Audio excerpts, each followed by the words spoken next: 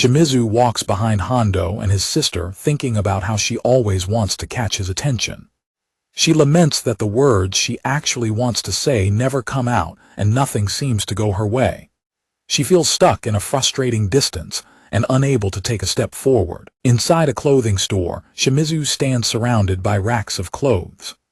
Hondo asks Shimizu if she likes those kinds of clothes, and she replies that she prefers comfortable styles. Shimizu apologizes for making Hondo come clothes shopping with her just for a male perspective. But Hondo says it is fine since his sister had also begged him for help, and he had no other plans anyway. Hondo notices that Shimizu is wearing pants again, and she explains that she never wears skirts except for her school uniform. When Hondo asks if she hates skirts, she says that is not the case, though she is still hesitant to try them. Shimizu asks Hondo if he also prefers a modest style, which catches him off guard and makes him flustered. Hondo's sister holds up a top and a skirt, suggesting they would look great on Shimizu. Both Hondo and Shimizu stare in silent, stunned shock at the outfits suggested by his sister. Shimizu quickly complains that frilly clothes do not suit her, so Hondo's sister tells her to find something else for herself and heads off to the changing room. Shimizu quietly looks away while Hondo watches her silently. Hondo's sister thinks to herself about how she understands the struggle of liking someone but not being able to take the next step. Shimizu asks Hondo if he wants to get some clothes for himself, but he declines and calls her name. Hondo suggests that it might be nice for her to try a different style sometime for a change of pace, such as when she is not with him or her sister. Shimizu quietly reflects on the idea of trying a change of pace. Hondo thinks to himself that maybe he should look at things more casually when AI suddenly calls out to them. AI steps out wearing her chosen modest dress and asks them how it looks. Both Hondo and Shimizu look at her in stunned silence. Hondo tells her that the outfit suits her very well, which leaves Shimizu shocked. AI happily gloats to Shimizu that Hondo praised her outfit. Shimizu grumpily thinks that the move was calculated while AI cheerfully decides to buy the clothes. Shimizu growls in quiet frustration. AI asks Hondo if he likes this style, and he admits that he does, which pleases her as she discusses her preferences. Suddenly, Shimizu slides her changing room curtain shut, surprising Hondo and AI. AI slyly tells Hondo to go wait near the curtain because he might see something good. AI tells Hondo that Shimizu should have more confidence since she has many good qualities, and they wait outside for 10 minutes. When AI asks Shimizu why she is taking so long to come out, Shimizu says she is finished, but refuses to step out, prompting AI to tease her. AI jokingly asks if she is hiding because she cannot compete with her cuteness, which Shimizu denies.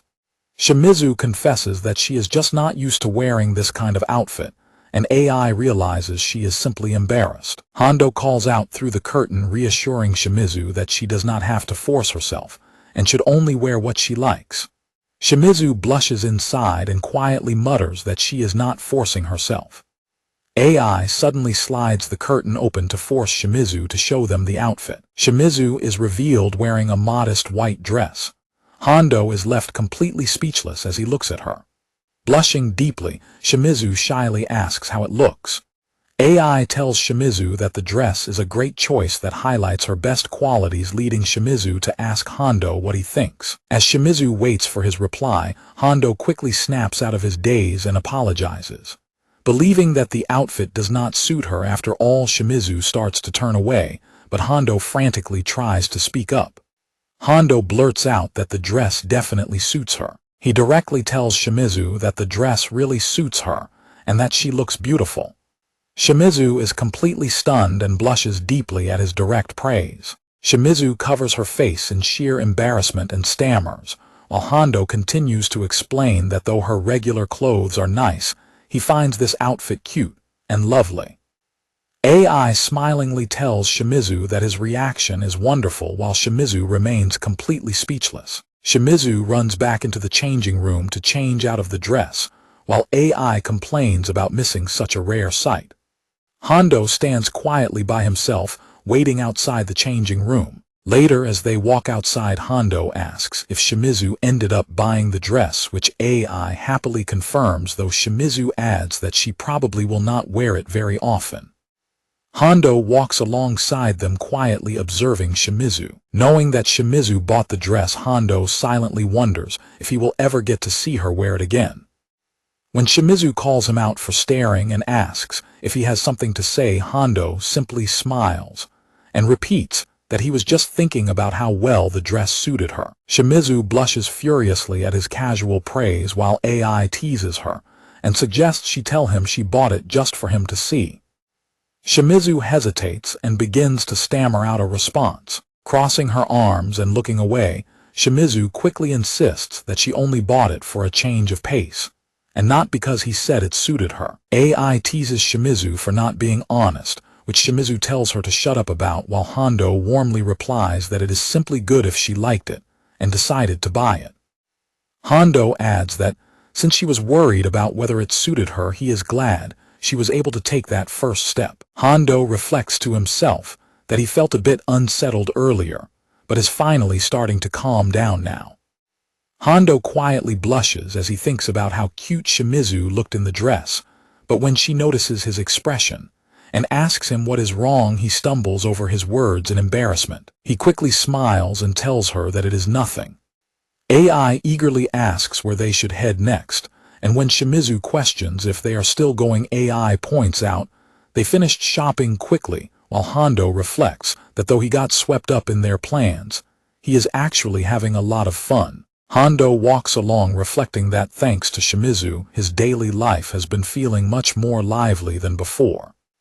AI enthusiastically suggests going to the arcade next, and when Shimizu hesitates, AI adds that she would be happy if both Daiki and Kei came along. Hondo smiles and agrees to play a bit more before they all head home.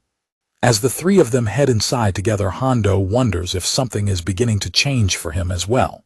The crane claw drops the bear at the last second, causing Hondo to yell in disappointment about how close it was, while Shimizu groans in frustration. When Hondo asks if she really likes that stuffed bear, Shimizu flusters and quickly denies it, claiming she only tried because she happened to spot it. Privately, Shimizu thinks about how she actually wanted to get something to commemorate their day out together. Shimizu looks back at the stuffed bear, thinking to herself that it resembles Hondo, just as AI waves to them from across the arcade and asks what they are doing. When AI asks if they are playing a crane game, Shimizu tells her not to worry about it, prompting AI to invite them over to play other games, though she adds that they can stay if they want to keep trying for the bear. Shimizu insists that they should just go play the other games, leaving Hondo to ask if she is absolutely sure about walking away. Shimizu reassures him that it is fine since she tried several times without luck and can always come back another time. Shimizu calls out to Hondo to come along, and he quickly agrees to join her. AI cheerily announces that they should get started as she prepares to play air hockey. When Hondo asks if a 2-on-1 match is really fair, AI confidently challenges them, prompting Hondo and Shimizu to accept the match. Shimizu suspects that AI is meddling again to push her and Hondo closer together, especially as AI keeps gesturing to her to make a move. Shimizu continues to worry as AI keeps winking and trying to make eye contact during the game. AI forcefully hits the puck across the air hockey table. Shimizu instantly hits the puck back with even greater power. As they keep playing, Shimizu happily remarks that it is not fun to always be the one being dragged around. Hondo asks AI if she would like to switch out, but she insists she is fine and claims she has a secret strategy up her sleeve. AI points dramatically into the distance to distract them, and while Hondo falls for the trick, Shimizu remains completely unimpressed.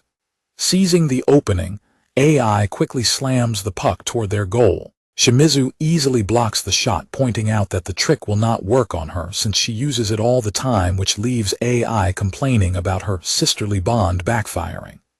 AI strikes the puck, normally prompting Hondo to step forward and easily return it. Shimizu silently questions what kind of secret strategy AI is using, since she is simply hitting the puck straight down the middle every single time. In the frantic back and forth, Hondo and Shimizu suddenly collide, pressing tightly against each other. Hondo asks if she is okay, but Shimizu blushes furiously and quickly tells him that it is nothing, privately thinking about how close they just were. AI laughs and boasts that they are now too distracted to show their true abilities, which gets an irritated response from a deeply embarrassed Shimizu. AI suddenly declares that the winner of the match gets to order the loser around, leaving Shimizu confused. When Shimizu protests that she never heard of such a rule, AI casually replies that she just made it up to make the competition more exciting. Shimizu wonders if AI is meddling again, regretting that her attempt to play at her own pace is being disrupted, while Hondo calmly says he is fine with the stakes as long as everyone is having fun. Shimizu panics, thinking that Hondo's easygoing attitude will only make AI get carried away and force all kinds of things on them, while AI points out that Shimizu simply lacks confidence. AI taunts Shimizu, noting that she and Hondo have a 2-on-1 advantage, and warns her that running away will not change anything. Aggravated by the teasing, Shimizu accepts the challenge, shocking Hondo. Shimizu reasons to herself that it would look bad to back down when they have the advantage, while AI enthusiastically gets ready to start the game. The air hockey game quickly resumes with intense rapid shots. As the score tightens, Shimizu declares that whoever scores the next point wins, prompting AI to confidently strike the puck and declare her victory. Shimizu shouts as she fiercely counters the shot. The puck flies past them and lands in their goal, leaving both Hondo and Shimizu completely bewildered. Shimizu stands in shock, realizing they lost, while AI celebrates her successful counterattack. AI triumphantly demands that they follow her orders, as promised, though Shimizu desperately tells her to wait. When AI pressures her about breaking a promise, Shimizu reluctantly admits she will keep it, but argues that Hondo was not part of the initial bet, and offers to take on all the orders herself. Hondo objects, saying that he also enjoyed the game and is fine with the outcome, but Shimizu insists that she would feel guilty for a long time if he got dragged into a strange situation because of her. Hondo starts to yield, and AI happily agrees to have Shimizu take on the orders for both of them instead.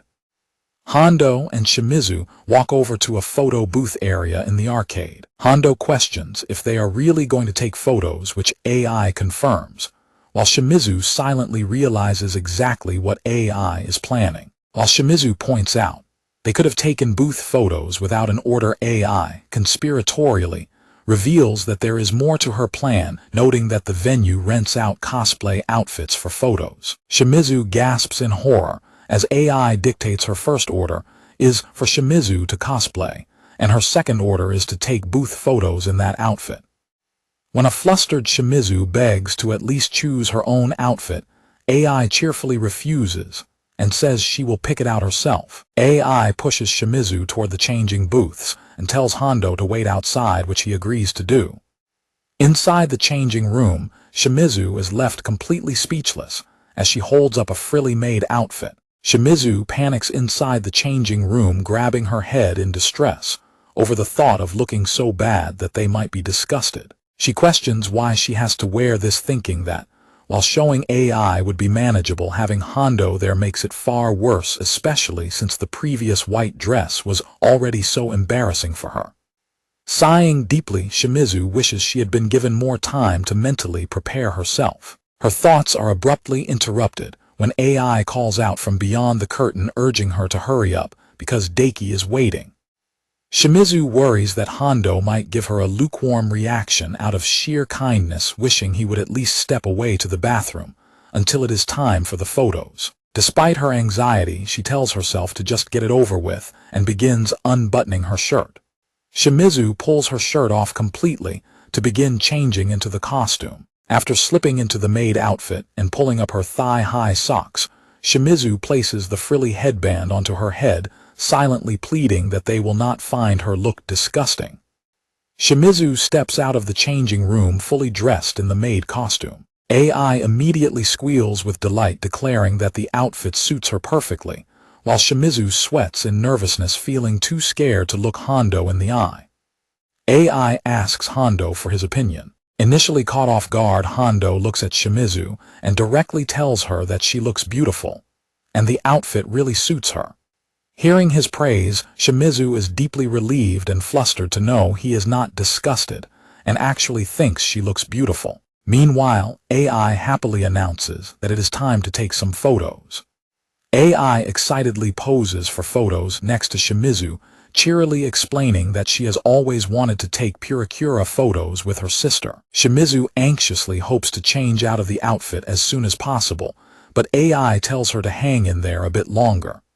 AI then turns to Hondo asking if he would like to take photos with them too.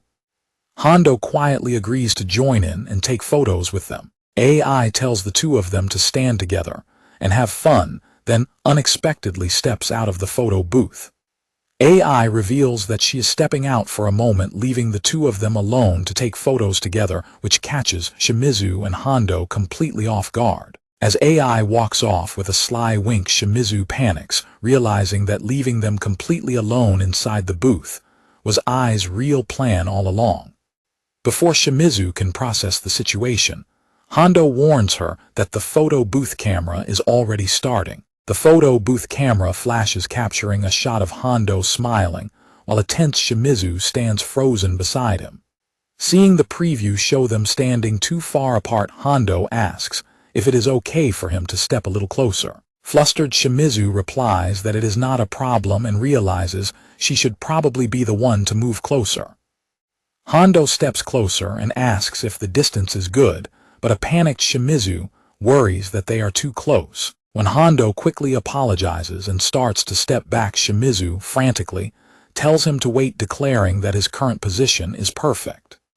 The photo booth countdown begins again, preparing to capture the next shot of the two of them standing closer together. AI returns to the booth and cheerily asks how the photos turned out, but she stops and looks surprised by what she sees on the screen. Looking at the screen, AI teases Shimizu for becoming so bold, which causes a deeply embarrassed Shimizu to look away and quickly deny it. AI asks how they should decorate the photos and tells them to do whatever they like, but Shimizu points out that AI is not even in the photos. When Hondo admits he is not good at decorating either, and asks for Ai's help, AI happily agrees to handle it all. While AI is busy decorating the photos, Hondo turns to Shimizu and tells her that he has something he wants to give her, prompting her to ask what it is. Hondo presents Shimizu with the stuffed bear she had been trying to win from the crane game earlier. Shimizu is stunned to recognize the stuffed bear Hondo is holding, instantly realizing it is the one from the crane game earlier. Shimizu asks Hondo how and when he managed to get it. He casually explains that he went back to win it while she and AI were busy changing. Shimizu is impressed that he succeeded, though a sheepish Hondo admits it actually took him more than one attempt to get it. Shimizu frantically asks how much he spent on it and offers to pay him back, but Hondo insists it is fine since he decided to do it on his own. Shimizu quietly looks down, wondering if he originally got it for his sister. Hondo warmly clarifies that he won the bear specifically for Shimizu and would be happy if she accepted it, leaving her completely speechless. Blushing deeply, Shimizu clutches the bear tightly to her chest and shyly tells him that in that case, she will not be giving it back. Shimizu quietly stares down at the stuffed bear in her hands. Realizing the bear reminds her of Hondo, Shimizu tries to explain that while it might not seem like her style, she actually likes it. But she quickly gets tongue-tied trying to clarify her thoughts. Hondo gently smiles and assures her that he simply thought the bear was cute. Flustered by his sudden remark, Shimizu blushes intensely and tells him not to suddenly call things cute. Desperate to change the subject, Shimizu suggests they head out to check on AI, which Hondo warmly agrees to do. Later, as the group walks home, Shimizu clutches the bear close to her chest and happily resolves to take great care of it since it was a gift. AI points out the stuffed bear, catching Shimizu off guard. When Shimizu asks what she wants, AI simply smiles and says she is glad her sister got a present. AI happily hands Shimizu a printed photo, declaring it is a present from her as well. Shimizu looks down at the photo, reflecting on how she initially felt dragged around by AI, but now feels it might have been for the best. The printed photo reveals Hondo and Shimizu standing close together in their outfits, leaving her with an unexpectedly wonderful day of unforgettable memories. Hondo, Shimizu, and AI sit together inside a train carriage on their ride home. Shimizu remains quiet, so Hondo starts a conversation, noting that he did not expect them to be riding home together, or for their houses to be located so close to one another. Shimizu grumbles about how AI spent the entire day talking before abruptly taking off on her own under the pretext of having things to handle. Hondo remarks that she certainly left as fast as lightning. Shimizu continues complaining that AI was the one who dragged her out in the first place, calling her a pushy person. Hondo simply listens, offering a brief response. Hondo gently asks his perspective, saying that he actually thinks AI is a very good sister, which takes Shimizu by surprise. Shimizu questions if he really thinks so when AI only seems to care about what she wants. Hondo counters by explaining that AI is actually very mindful of her surroundings, was quick to converse with him, and is generally fun and interesting to talk to. Feeling a twinge of frustration as Hondo continues to praise AI, Shimizu tells herself that she needs to speak up and say something.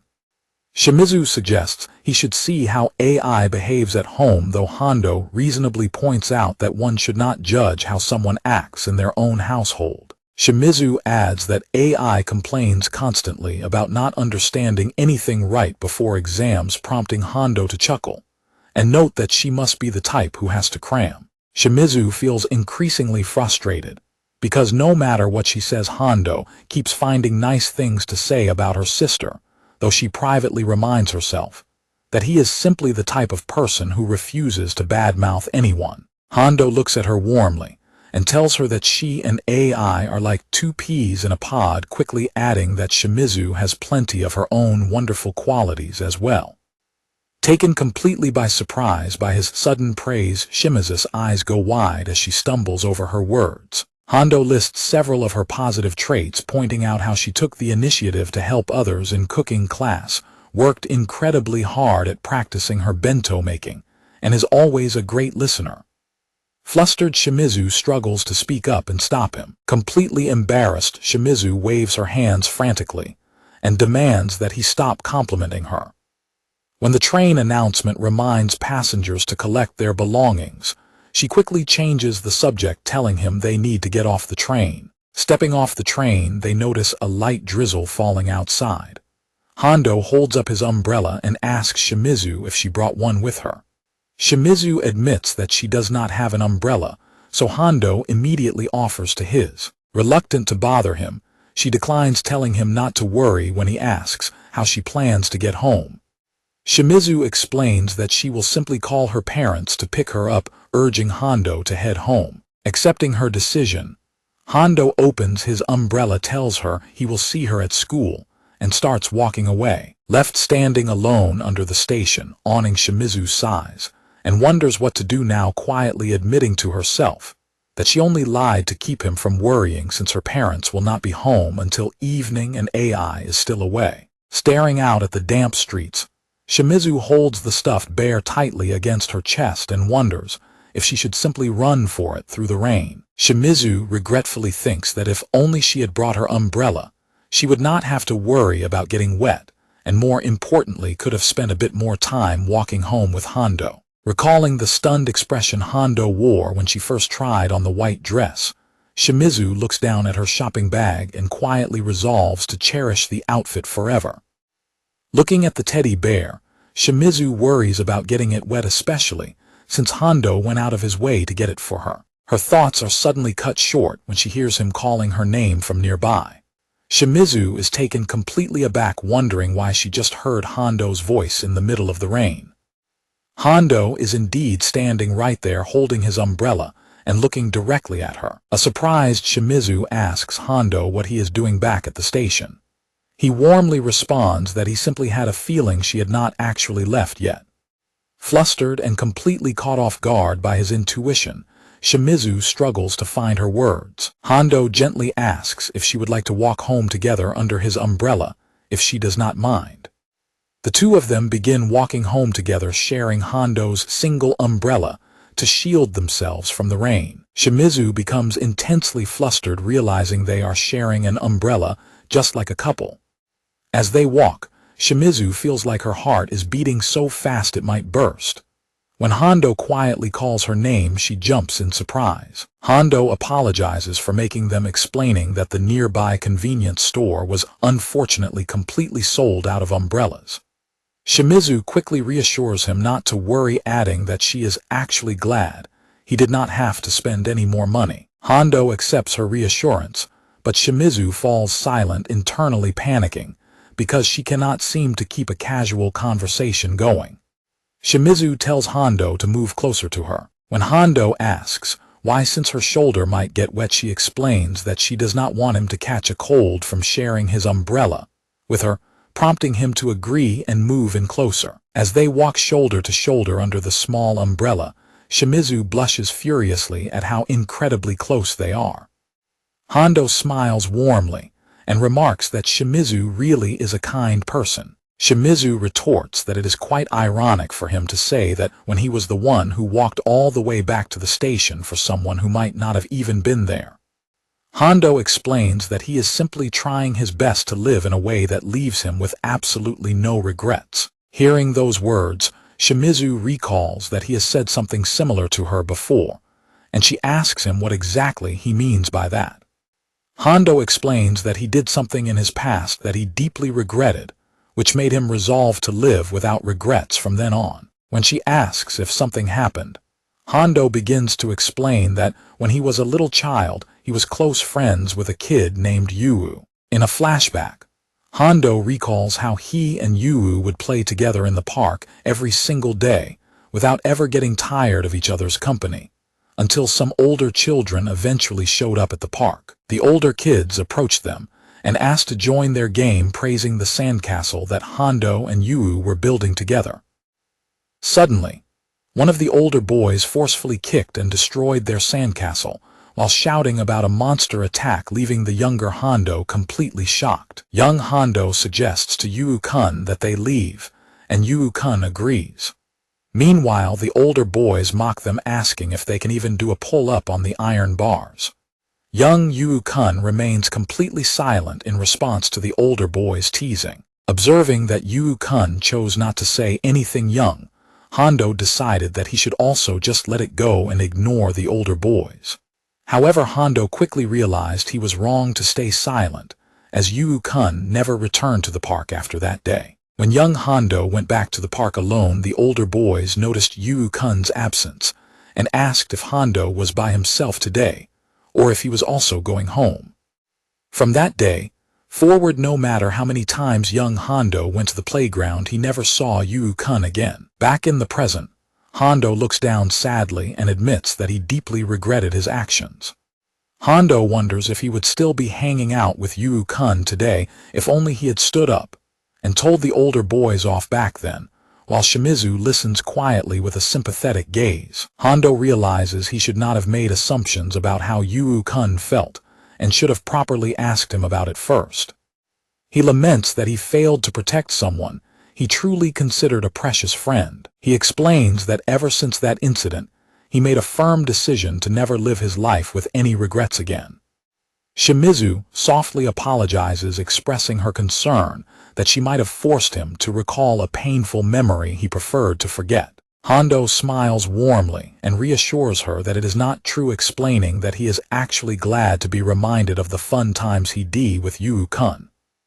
Still concerned, Shimizu asks if he is absolutely sure he is not forcing himself. Hondo gently closes his eyes and tells her that it is perfectly fine because, at this very moment, he is feeling incredibly happy. Confused by his statement, Shimizu looks at him and asks what exactly he is feeling happy about. With a warm smile, Hondo explains that he is happy because Shimizu has taken an interest in him. Shimizu is left completely stunned and blushes furiously at his direct words. Hondo is startled by her abrupt movement and asks her not to jump so suddenly. He gently notes that she barely ever asks anything about him, which prompts a deeply embarrassed Shimizu to argue that she only reacted that way because he said something so strange. Hondo gently explains that, when she finally did ask about him. It made him very happy and made him feel as though the two of them were getting a little bit closer, leaving Shimizu completely speechless and blushing intensely beside him. Shimizu asks in disbelief if he is really happy to be friends with someone like her. Hondo confirms that of course he is happy, prompting a flustered Shimizu to grumble in response. Hondo directly explains that being together with her is incredibly fun. Shimizu is deeply touched by his words, quietly repeating that being together is fun, which Hondo warmly agrees with. Internally, Shimizu admits that hearing him say those words makes her incredibly happy. Shimizu quickly tries to brush it off, claiming it is nothing and adding that she has not said anything particularly funny anyway. Hondo continues assuring her that even right now he is still having a lot of fun. Blushing deeply, Shimizu quietly responds, asking if that is really the case. Shimizu thinks to herself that she simply does not understand him. Shimizu silently muses that Hondo is quite an oddball. As they continue walking, Shimizu becomes anxious, realizing she has run out of things to say to keep the conversation going. Shimizu observes Hondo walking calmly, as if nothing is out of the ordinary, and she wonders if he is not even consciously aware of her presence the way she is of him. Shimizu worries if she lacks feminine charm, and considers whether she should try being more feminine. However, she quickly stops herself, reminding herself that this is Hondo, and that her worries are likely night and day compared to what is actually going on in his mind. Hondo suddenly turns to her and asks if she is feeling nervous, catching Shimizu completely off guard. Shimizu flusteredly demands to know what is wrong with him, all of a sudden prompting Hondo to begin explaining himself. Hondo admits that he is actually feeling a bit nervous right now, leaving Shimizu completely stunned. Hondo asks that this is actually his first time sharing an umbrella with someone. Still trying to play it cool, Shimizu responds that such a thing is no big deal. Hondo gently disagrees with her dismissive comment, pointing out that being able to be so close to someone is actually significant. Hondo looks at her gently and admits that being this close to her makes his heart flutter. Shimizu's eyes go wide in absolute shock, stammering out a response, while internally realizing that he is indeed very conscious of her presence. When Hondo asks how she feels, Shimizu panics, completely unable to think straight. Declaring that the rain has stopped, she abruptly bids him farewell and dashes away, leaving Hondo completely bewildered. Shimizu runs away as fast as she can, crying out in immense embarrassment and calling herself an idiot for fleeing the situation. Later, back in her room, Shimizu sits quietly on her bed holding her new stuffed bear. She hugs the bear close to her, thinking about how they do an umbrella together, just like a couple. She recalls the moments under the rain, remembering when Hondo said being together is fun, and how he admitted to being nervous. She wonders if Hondo has become more aware of her, though she quickly second-guesses herself, thinking he might not have meant anything by it at all. Shimizu reminds herself that she is dealing with Hondo, after all, making his true thoughts difficult to decipher. She regrets running away, thinking that she probably should have tried being more direct with him instead. Frustrated, she face plants into her bed, punching her pillow, and angrily calling herself an idiot for blowing a perfect opportunity to get closer to him. As night falls, she lies awake, anxiously wondering how she is supposed to face Hondo at school the next day. The next day at school, Hondo sits at his desk staring blankly as he recalls how eventful their day off together was. Shunya suddenly calls out to him, snapping a startled Hondo out of his daydream. Shunya asks why he has been dozing off, and Hondo admits that he was just remembering his meeting with Shimizu from the previous day. Shunya loudly jumps to the conclusion that they went on a date, but Hondo quickly clarifies that Shimizu's sister was also there. When Hondo mentions AI, Shunya reacts with surprise, prompting Hondo to note that Shunya seems to know about her. Shunya explains that Shimizu's older sister is the student council vice president, and is incredibly cute, noting that the two sisters are actually quite famous at school. When Shunya asks what they ended up doing, Hondo explains that they simply went shopping and talked about various things. Internally, Hondo thinks about how those moments still make his heart flutter. He touches his chest, realizing that up until now he has never felt that way before. Shunya warns Hondo that he is dozing off again, causing Hondo to jolt awake just as the classroom door suddenly slides open. AI suddenly bursts into the classroom calling for Kei. Seeing Hondo and Shunya, she rushes over to them as Hondo asks what is wrong. A flustered AI asks if they have seen Kei, noting she is not in her usual spot. Hondo replies that she went somewhere as soon as lunch break started, confirming Ai's worries. AI reminds them that Kei has been getting a lot of attention since dyeing her hair black, and adds that she just heard someone shady is trying to make a move on her. Another girl nearby chimes in, remembering that she saw Shimizu walking off with some guy earlier. Hondo stands in silence, processing the news. Hondo suddenly declares that he is going to look for her, and dashes out of the room, leaving Shunya and AI shouting after him in surprise. Outside the school buildings, the courtyard remains quiet. Shimizu stands in the secluded courtyard, silently grumbling that her good mood from spending time with Hondo has been interrupted. The boy notes that no one will disturb them in this spot, and when Shimizu demands to know what he wants, he asks if she really does not know. Shimizu privately decides to deal with him quickly rather than ignore him, since ignoring him would only make him more annoying. The boy asks her out, prompting Shimizu to grumpily reflect that this kind of unwanted attention is exactly why she dyed her hair black. Shimizu asks what made him want to go out with her in the first place, and the boy replies that she has been extremely attractive ever since she dyed her hair black. Shimizu reflects on how she only dyed her hair black because she wanted Hondo to like her more, calling herself an idiot, but realizing that many good things have happened because of it. She resolves to continue being true to herself. Looking him straight in the eye, Shimizu flatly refuses his confession. The boy is left completely stunned by her blunt rejection. Shimizu explains that she does not even know his name and they have never spoken, before declaring that she would never date someone under those conditions. She adds that if looks are all he cares about, there are plenty of other attractive people out there. The boy tries to soothe her by asking if she is mad and telling her to calm down. Shimizu firmly replies that she is calm and repeats her refusal. The boy argues that even if they do not know each other well, they can simply get to know each other while dating. Shimizu explains that dating usually starts by getting to know someone, slowly liking them, and then confessing. The boy laughs it off, calling her far more naive than he initially thought. Smiling persistently, the boy asks if she is absolutely sure she cannot change her mind. Shimizu bluntly states that there is no way she will ever fall for him, and reiterates that she will never date him. Undeterred, the boy suggests they at least start as friends, leaving Shimizu highly annoyed by his persistence. Shimizu flatly states she is not interested in being friends with someone who has ulterior motives, and tells him she is leaving since she has nothing else to say. The boy's friendly demeanor vanishes as he snaps in anger, accusing her of acting like a hotshot when he is putting his feelings on the line. Shimizu moves back in fear, realizing she knew he would react violently. She remembers how Hondo had come to intervene and help her in middle school, even though he didn't even know her name back then.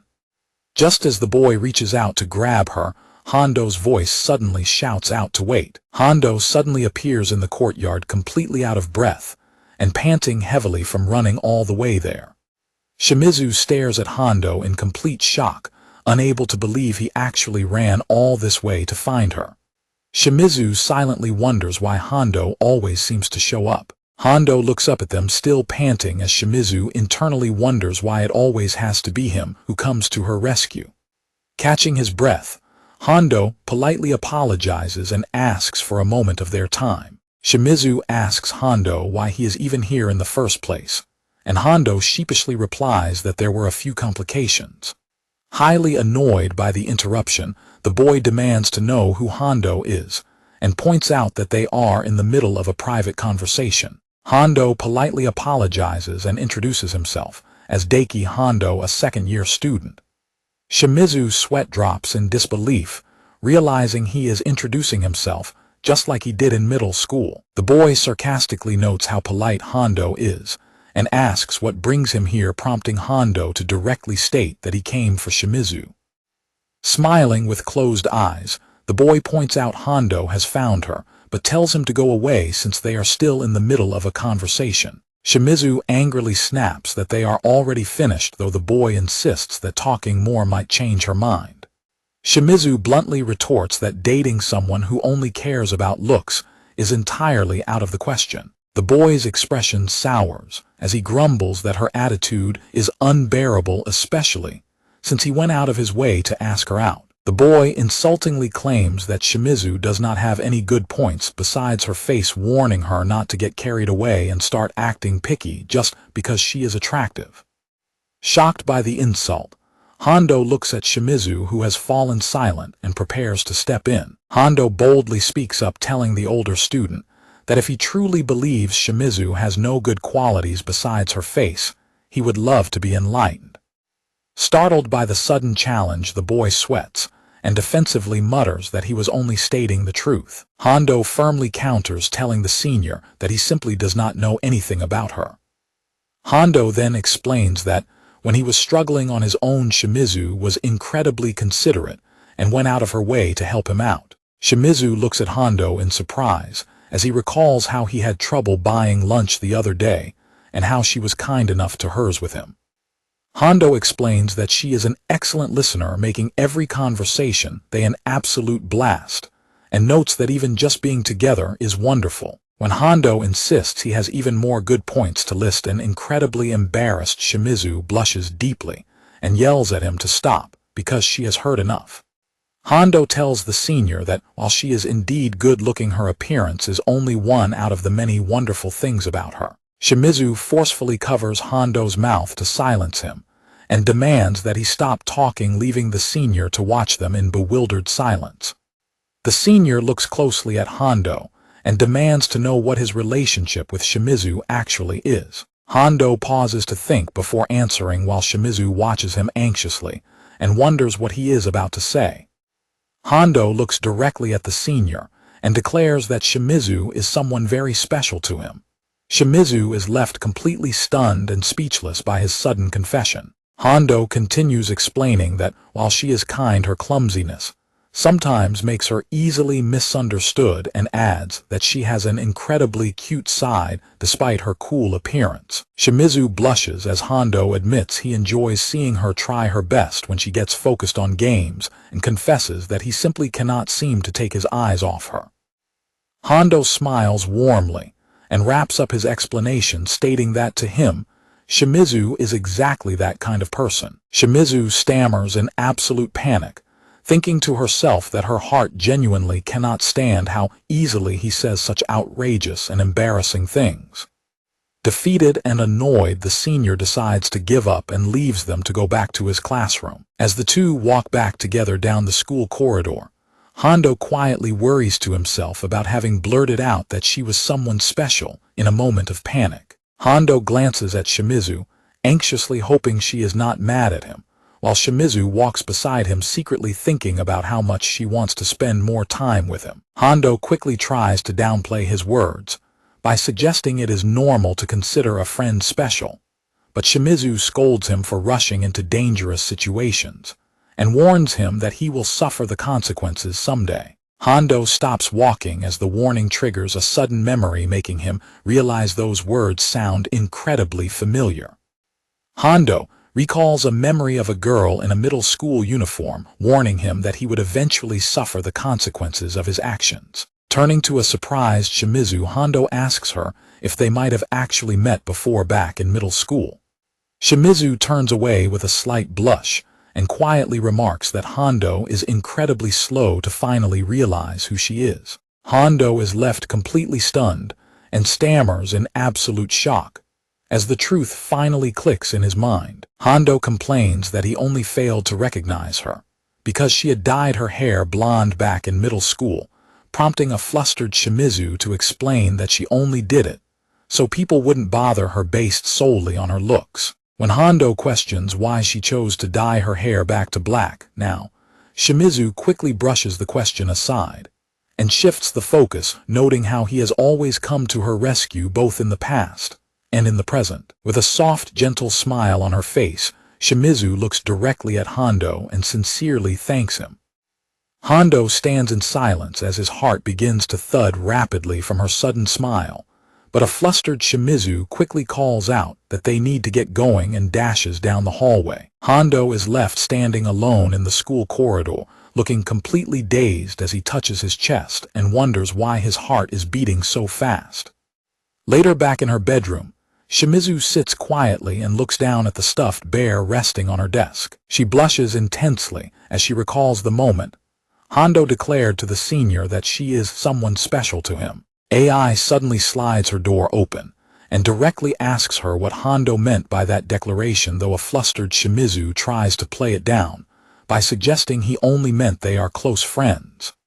Their mother suddenly opens the bedroom door and peeks inside, completely interrupting their conversation. Seeing her daughter's startled reactions, the mother quickly raises her hands in defense and nervously insists that she did not hear a single thing. Shimizu panics, completely blushing furiously as she yells at her mother to completely forget about whatever she heard, while AI tries her best to calm her down. Once their mother leaves, AI reassures Shimizu that Hondo is definitely interested, since he searched the entire school to find her, though a skeptical Shimizu argues that he behaves kindly toward everyone. AI confidently disputes her doubts and excitedly declares that she is going to step in and help bring the two of them closer together once again. When Shimizu asks what exactly she plans to do, AI slyly replies that it is a secret and tells her not to be arrogant, while a worried Shimizu insists she doesn't need to do anything at all. AI looks at her with a serious expression and asks if she is really okay with the possibility of another girl swooping in and stealing Hondo away, leaving Shimizu completely speechless. AI points out that Hondo is incredibly kind and has a very cute face, getting a frustrated growl from Shimizu as AI cheerily demands to be given a little bit of credit. Accepting her sister's meddlesome nature with a deep sigh, Shimizu looks at AI and begs her to at least promise not to be a complete nuisance. AI cheerfully reassures Shimizu, declaring that she is also going to recruit the help of her childhood friend and third-year student Yaosuke, this time leaving Shimizu completely confused. When Shimizu demands to know what her sister is actually planning to do, AI simply winks and waves as she slides the door shut, telling her to stay tuned until tomorrow. Left alone in her room, a deeply anxious Shimizu reaches out her hand and mutters to herself that she is incredibly worried about what is going to happen next. The next day at school, Shunya nods in understanding as Hondo catches him up on everything that happened after he ran out of the classroom the previous day. Hondo apologizes for causing so much worry, but Shunya assures him it is fine and admits he was simply surprised when he dashed out, but relieved he returned safely, prompting Hondo to hesitantly call his name. Hondo blushes slightly and confesses to Shunya that when Shimizu sincerely thanked him earlier, she looked incredibly cute. Hondo explains that he has never felt anything like that, before noting that while he has found other girls cute in the past, this feeling was entirely different. While Shunya listens quietly, Hondo looks at Shunya and directly asks if he understands what that strange feeling could possibly be, prompting Shunya to think it over. Shunya calmly responds that he actually has a very good guess about what is going on, which completely surprises Hondo. However, Shunya explains that it is not his place to tell him, stating that Hondo needs to properly face his own feelings and reach a conclusion on his own for his own sake. Hondo wonders if he will really understand his feelings by thinking about it on his own, but Shunya smiles and playfully tells him not to think too hard and to simply go with the flow and enjoy himself. Smiling warmly, Hondo agrees with his friend and decides that he will take his time to properly think about his feelings. Shunya happily wishes him luck before immediately pumping his fist and excitedly declaring that they should resume their romance talk, leaving Hondo feeling slightly overwhelmed. Shunya enthusiastically announces that the day's theme is club activities with the girl they like, suggesting that since Hondo is in the soccer club, a team manager would be the perfect match. Shunya daydreams about how amazing it would be if Sito-san became his manager to motivate him to play better, though Hondo quickly points out that Shunya is already an excellent player and the team's ace. Shunya sighs in disappointment, admitting that will never actually happen, because Sito-san is already a member of a different club. Hondo asks which club she belongs to, but just as Shunya begins to explain, the classroom door behind them suddenly clatters open. AI forcefully bursts through the doorway, loudly calling out their names and asking if the two of them are indeed in the room. AI is pleased to spot Hondo just as Shimizu returns from the restroom, and AI waves cheerfully as she asks Hondo if she can borrow him for a brief moment. Hondo mentions that he is currently talking with Shunya, but Shunya tells him to go ahead with her instead, since he is supposed to be on library duty very soon anyway. Shunya waves goodbye and tells Hondo he can ask for advice anytime, leaving AI to ask Hondo if he is ready to hang out, which Hondo agrees to as long as it does not take too long.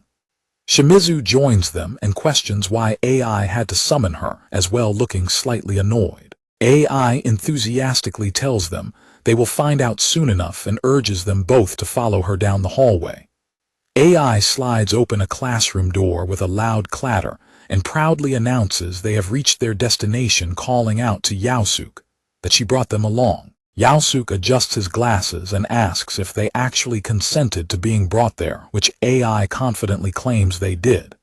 Shimizu grumbles that AI never even asked them for consent, but AI quickly dismisses her complaint, prompting Yaosuke to step forward and begin introducing himself. Yaosuke introduces himself as Sakata Yaosuke, a third-year student council president and childhood friend of the sisters, apologizing for the suddenness and thanking them for coming. Hondo politely introduces himself and bows, prompting Yaosuke to invite them to take a seat, before asking how much they were told, leaving him surprised when Hondo admits they were told nothing. Yaosuke sighs in disappointment at AI, who quickly salutes and nervously promises to do a much better job next time.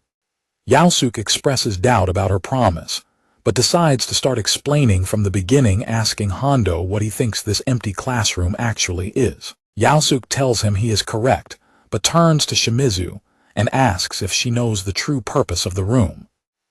While Hondo quietly notes that Yaosuke speaks very familiarly with Shimizu, Shimizu answers that the room is actually their club room. AI enthusiastically declares that she is correct and proudly announces that the room belongs to the Astronomy Enthusiasts Club.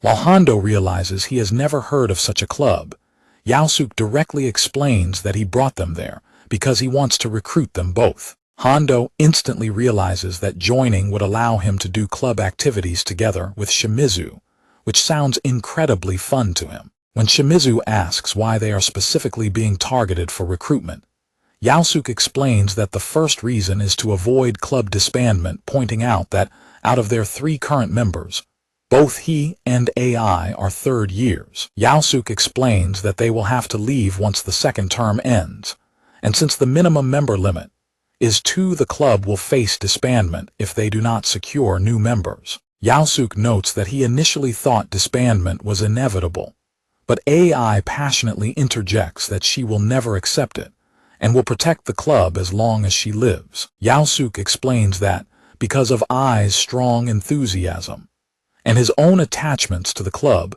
he wants it to survive, prompting Shimizu to ask what the second reason for their recruitment is. AI passionately declares to the group that her main goal is to hold an astronomical viewing on the school's roof.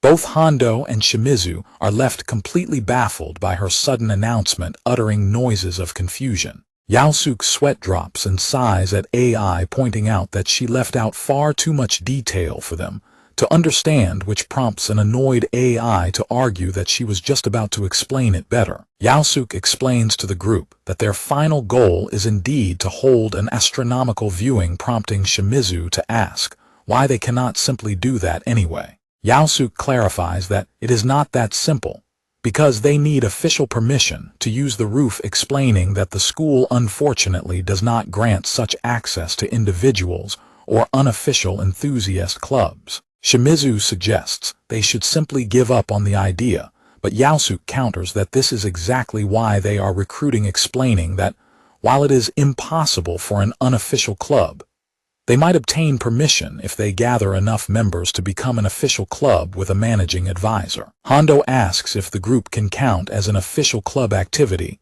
if they have enough members. And Yaosuk confirms that while it is slightly more complex, they first need to secure more than 5 members. Hondo quietly worries to himself because he has to cook dinner on weekdays, which is why he has never joined a club before. And when AI asks what is wrong, Hondo hesitantly admits that he cannot stay late after school. Yaosuk immediately reassures him that it will not be an issue since they do not have strict activity hours, meaning Hondo is free to come and go whenever he pleases. Relieved by his reassuring answer, Hondo happily agrees to join, feeling glad that his schedule will not be a problem. Shimizu angrily scolds Hondo for agreeing so easily and demands to know what an astronomy enthusiast club even does in the first place, leaving Yaosuk struggling to find an answer. AI proudly steps in and boasts that the club is a place of absolute relaxation where members can talk about anything they want, calling it their personal Shangri-La. Shimizu flatly points out that it is nothing more than a conversation club, and when a sheepish Hondo agrees with her description, Shimizu suddenly turns away in irritation. Shimizu flatly refuses to join and bids them farewell, walking out of the classroom, while AI quickly runs after her to try and change her mind. AI pushes Shimizu out into the hallway to continue trying to convince her, leaving Hondo and Yaosuk to watch them leave in silence. Left behind in the classroom, Hondo quietly sighs as he realizes that he might end up being the only new member joining the club. Out in the school hallway, AI desperately tells Shimizu that this club is her perfect chance to get closer to Hondo, but Shimizu stubbornly crosses her arms and questions why they even need to hold a viewing on the roof. Blushing furiously, Shimizu internally confesses that while she desperately wants to join the same club as Hondo, she is too embarrassed to even look him in the eye after he told her she was special to him. AI chuckles slyly and tells Shimizu that she has highly reliable information, stating that astronomical viewings on the school roof are famous for sparking new romances. When a skeptical Shimizu demands to know her source, AI happily reveals that she heard it from her friend's sister, prompting an exasperated Shimizu to point out that is basically a complete stranger. AI excitedly claims that she has even more information, explaining that the 3rd member of the astronomy club is actually a second-year girl, which prompts a cautious Shimizu to ask what of it. AI points out that Hondo will likely join the club, and since she and Yaosuk are graduating after the 2nd term, Hondo and that second-year girl will end up completely alone together in the club room. Shimizu is struck with pure panic as she imagines Hondo spending his after-school hours completely alone with another girl.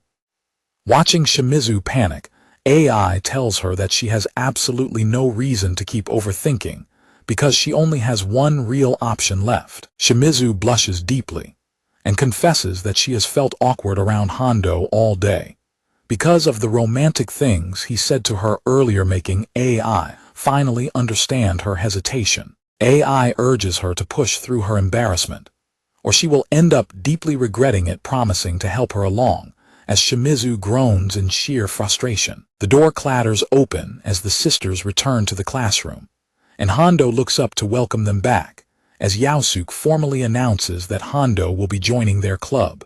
AI cheerily raises her hands and thanks Hondo, telling him they are going to have a lot of fun together in the club, and Hondo happily agrees. Yaosuk looks directly at Shimizu and asks what her decision is, catching her completely off guard. While AI silently cheers her on and urges her to speak up, Shimizu nervously fidgets and stammers as she struggles to find her words. Noticing her struggle, Hondo worries she is having a hard time saying no because he already joined, so he gently tells her she should just join whichever club she wants the most, though she quickly tries to correct him. While Hondo internally laments that they will not be in the same club, Shimizu desperately stammers that he has got it all wrong and prepares to announce her actual decision. Standing tall, Shimizu boldly crosses her arms and loudly declares that she has officially decided to join the Astronomy Enthusiasts Club too. Delighted by her announcement, Hondo turns to her with a warm smile and remarks that their club activities are going to be incredibly fun. Shimizu shyly looks away and agrees as Hondo internally rejoices over being in the same club, while a highly relieved AI silently celebrates her successful matchmaking. AI explains that the other girl is extremely shy and had specified she would only join if the two of them did, prompting Hondo to ask if they already know who she is. Just as they are discussing the mystery member, the classroom's sliding door suddenly clatters open. AI happily welcomes the newcomer and introduces Hondo and Shimizu as their two brand new members, preparing to officially introduce the junior. The door reveals their cool and cute junior Sito Mio-chan, whom Shunya had previously mentioned as the rumored Sito-san. Standing under a beautifully lit starry night sky, Shimizu quietly reflects on how looking up at the stars always reminds her of the astronomy club. Hondo looks down, thoughtfully recalling how he first started changing back then, and felt completely confused because nothing in his life seemed to be going right. He points his finger toward a bright star shining in the dark, realizing he was searching in the dark to find the exact name of his budding new feeling. Hondo stares at the newly arrived Sito Mio-chan, immediately recognizing her as the exact girl his friend Shunya is completely infatuated with. When AI asks if they are classmates and know each other, a nervous Hondo confirms they do, prompting an excited AI to declare that since they are all gathered together, they should do something fun. However, Shimizu suddenly announces that she is going home, which catches AI by surprise, though AI quickly teases her about leaving when Hondo surely wants to spend more time with her. When a startled Hondo stammers in agreement with Ai's teasing, Shimizu blushes deeply and falls silent, biting her lip. Blushing intensely, Shimizu quickly declares that she will be coming to the club starting tomorrow anyway, before waving farewell and dashing out the classroom door. Left behind, a worried Sito asks if she did something to make Shimizu leave, but AI and Yaosu quickly reassure her that Shimizu would have left regardless of whether she had shown up or not. Yaosu stands up and announces that he and AI must leave too, explaining to a confused AI that they need to return to the student council room because they put off their work to come here. AI enthusiastically agrees that they cannot set a bad example for their juniors, bidding them farewell before she and Yaosu slam the door shut as they depart.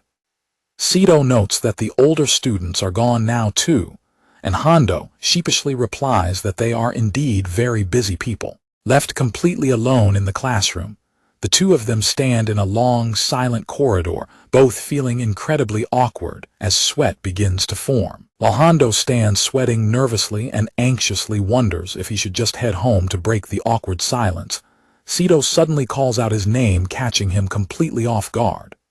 Sito turns to him and directly asks if he has a minute to spare because she desperately needs some advice. A surprised Hondo asks if she really wants advice from him, and Sito explains that AI told her he is an incredibly good person. Hondo smiles sheepishly and says he is not sure about being a good person, but warmly tells her he is ready to listen if something is bothering her, prompting a quiet thank you from Sito as they sit down at their desks. Sito calmly announces that she will start by talking about the person she is currently interested in, which immediately leaves a startled Hondo internally groaning. Sito asks if he is all right, prompting a completely flustered Hondo to apologize and admit he was just extremely surprised, internally screaming about how she could possibly bring up such a sensitive topic so casually. Sito adds that she intends to keep the person's name a secret for now, and a sweating Hondo simply nods in agreement. Sito begins sharing some of his characteristics,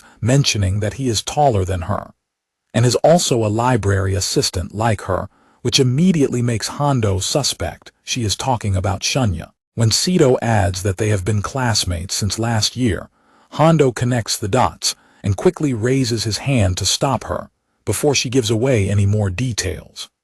Hondo directly asks if the person she is talking about is currently in the football club. Sito is completely stunned and asks if he is a mind reader, while Hondo's sweat drops at her sheer lack of secrecy. Hondo smiles sheepishly, explaining that she already told him enough to easily guess his identity, while Sito praises his detective skills, and openly admits she is interested in Matsuoka, leaving Hondo to realize she is a bit of a natural airhead.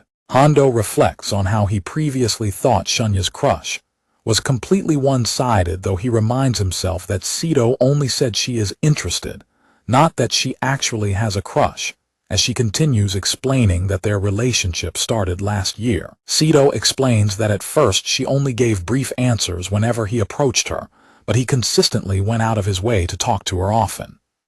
Sito notes that talking with him quickly became incredibly fun, and they soon began speaking regularly, while continuing their duties as library assistants. Sito looks down and directly asks Hondo if he thinks she actually has a crush on Matsuoka. Hondo falls silent, repeating her question in his head as he tries to figure out how to respond. Looking at her, Hondo silently muses that her situation sounds quite similar to his own, since he is also completely unsure of what his feelings for Shimizu actually mean. Hondo gently apologizes, admitting he cannot say for sure, because he is completely inexperienced in love himself. Relying on the advice Shunya gave him earlier, Hondo smiles and tells her that regardless of the exact label, it doesn't change the fact that Matsuoka is important to her, urging her to think about it carefully, which leaves her looking at him in surprise. Sito directly asks if he would be willing to continue discussing these things with her in the future, and Hondo warmly smiles and agrees to chat anytime if she doesn't mind his company. Smiling, Hondo resolves to support both of them, because while Shunya is a close friend, Sito is clearly quite troubled by her own feelings.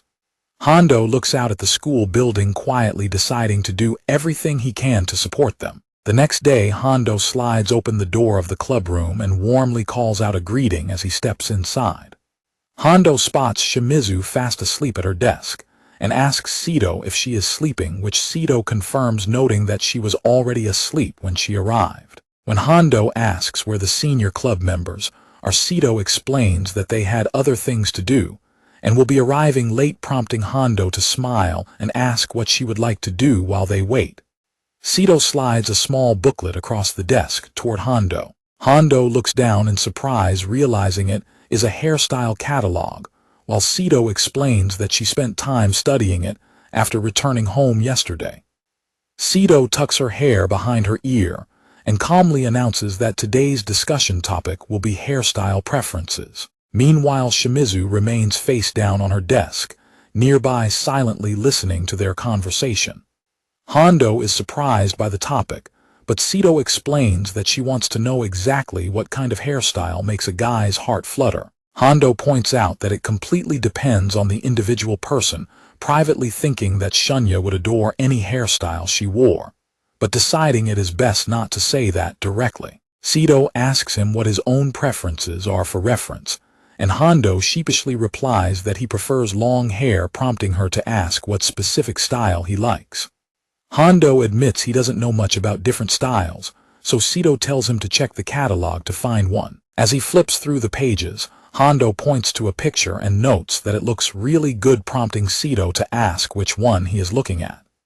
Sito tells him to give her a moment, and immediately begins styling her hair to match the picture. Hondo is completely surprised that she is actually trying it out right in front of him, as Sito flashes a peace sign and asks him how it looks. Hondo smiles warmly and directly tells her that he thinks it looks really nice. Sito nods in understanding and notes that Hondo likes half-up styles, while Hondo repeats the term, learning the name of the hairstyle for the first time. Sito ponders that a ponytail might be too difficult with her current length, so she tries pulling her hair to the side instead, noting that her older sister often wears it that way. Hondo smiles and sheepishly admits that when it comes to his own personal preferences, he actually liked the previous half-up style better. Sito leans in slightly and directly asks him if his heart would really pound if he saw a girl with a half-up style, leaving a sweating Hondo to stammer that he isn't entirely sure. Hondo explains that he personally wouldn't have enough energy to style his hair in the morning, so seeing someone do, it makes him appreciate the sheer amount of effort they put in. Sito silently stares at Hondo, closely observing his warm, genuine smile. Smiling softly, Sito holds her hair tie and directly tells Hondo that he truly is a wonderfully kind person. Hondo is left completely dazed and speechless by Sito's sudden compliment. Hondo silently reflects that his heart fluttered a bit, but in a completely different way than when he is with Shimizu. Sito suddenly opens the door to go check on the other club members because they are taking too long, and Hondo tells her okay. The next day at school, Hondo stands alone in the classroom, silently wondering where Shimizu has gone. Hondo notes that while she used to frequently arrive late to school, she has recently been arriving before him. While Hondo anxiously wonders if something has happened to her, the classroom door suddenly slides open with a loud clatter. Shimizu walks into the classroom, wearing her hair in the exact half-up style that Hondo had mentioned preferring the previous day. Hondo is left completely speechless and blushes as he turns to look at her new look. Hondo nervously stammers a good morning to her, and Shimizu quietly responds with a simple greeting. With a warm smile, Hondo notes that she changed her hairstyle, to which Shimizu softly agrees. An awkward silence falls over the classroom as they sit at their desks, and Shimizu quietly looks down, struggling to find her words. Shimizu nervously clutches her hair and shyly asks him if her new hairstyle doesn't suit her. Hondo immediately blurts out that of course it does, emphasizing that it suits her perfectly, and she looks incredibly cute. Shimizu is left completely taken aback, blushing deeply, as she quietly murmurs that she sees, while Hondo internally reflects that she looks incredibly beautiful too. His heart starts thumping so loudly that he finds himself completely unable to say any of those thoughts aloud. Shimizu suddenly points out that homeroom is about to start, leaving a silent and blushing Hondo to quietly look over at her.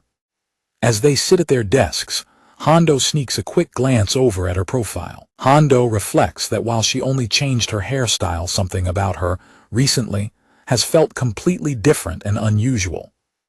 While Hondo anxiously wonders if he is simply too stressed to speak properly, Shimizu suddenly calls out his name. Shimizu shyly confesses that she might be acting a little strange recently, but tells him not to hesitate to speak up if something feels weird, prompting a panicked Hondo to stammer that is not the case at all. Blushing deeply, Hondo confesses that when he first saw her new hairstyle, it created such an unusual atmosphere that his heart genuinely skipped a beat. Shimizu is completely flustered and stammers in embarrassment, before turning away to hide her face as Hondo asks what is wrong. Shimizu clutches her burning cheeks in absolute embarrassment, unable to process his direct compliment. Shimizu shyly explains that she only sometimes changes her hairstyle, and tells him he didn't need to say all that, adding that getting up early is a real pain, which Hondo smiles and agrees with. Shimizu silently resolves to keep styling her hair as a secret weapon to use on Hondo later on. Later, Hondo is shown sobbing heavily at home, crying about how incredibly moving the romance anime was that he just watched. Back in the club room, Sito agrees with his emotional review of the show, while Hondo quietly watches the screen in the background. Sito explains that the anime really moved her, and makes her want to recommend it to her friends, noting that it would be nice to have someone to talk about it with. She gives Hondo a slight glare, and asks why he doesn't try sharing his thoughts with his own clubmates instead. Hondo ponders the suggestion, admitting he isn't sure, because he initially thought about telling Shunya first, but realizes he would actually love to hear his clubmates' thoughts too. Later, sitting on the sofa at home, Hondo's sister mentions that he has been talking about his club quite a lot recently, and Hondo happily replies that everyone has been incredibly welcoming, and it has been a lot of fun. His sister huffs in jealousy at his response, leaving a confused Hondo to look at her in silence. Back in the club room, Sito asks Hondo if there is anything he would want to do together with his crush, such as sharing a hobby, leaving Hondo to ponder the question. Noting to himself that she is asking the exact kind of questions Shunya would love, Hondo suggests that perhaps they could watch anime together, explaining it is because of an emotional show he watched with his sister. Hondo explains that sharing such an emotional experience would be wonderful to do with a crush, And when Sito asks what the show was called, he tells her, "It is a romance called The 21-Gram Difference." Just as the door suddenly clatters open, AI forcefully bangs the door open and cheerfully greets everyone, asking how they are all doing. Yaosuk steps in behind her and scolds her, asking her to try and act more proper, while Hondo warmly welcomes them back. AI enthusiastically declares that she has two highly important announcements to make today, shaking a sleepy Shimizu awake, who grumpily mutters that she was sleeping. AI claps her hands together and eagerly prepares to present the very first announcement to the gathered members. With a giant smile, AI proudly announces that their astronomy enthusiasts group has officially been approved as the school's astronomy club. Sito and Hondo warmly offer their congratulations to AI, while Shimizu quietly claps along beside them. AI boastfully declares that they worked incredibly hard, though she admits most of the effort came from Yaosuk, who modestly brushes it off and notes that the negotiations actually took over 2 weeks after the new members joined. Yaosuk explains that their advisory teacher has already been decided, but AI excitedly interrupts to warn them that they have to face a specific catch first. Yaosuk explains that they will not receive any club funding this year, meaning they cannot purchase equipment, prompting Hondo to ask who their advisory teacher is. AI points and happily reveals that their homeroom teacher Yuasa-sensei has officially agreed to be their club advisor. Shimizu groans in annoyance at the mention of Yuasa-sensei, but AI explains that he actually cried tears of joy when he heard Shimizu joined, while Hondo gently reassures a frustrated Shimizu that the teacher is simply worried about her. AI dramatically clears her throat and proudly prepares to deliver her second highly important announcement.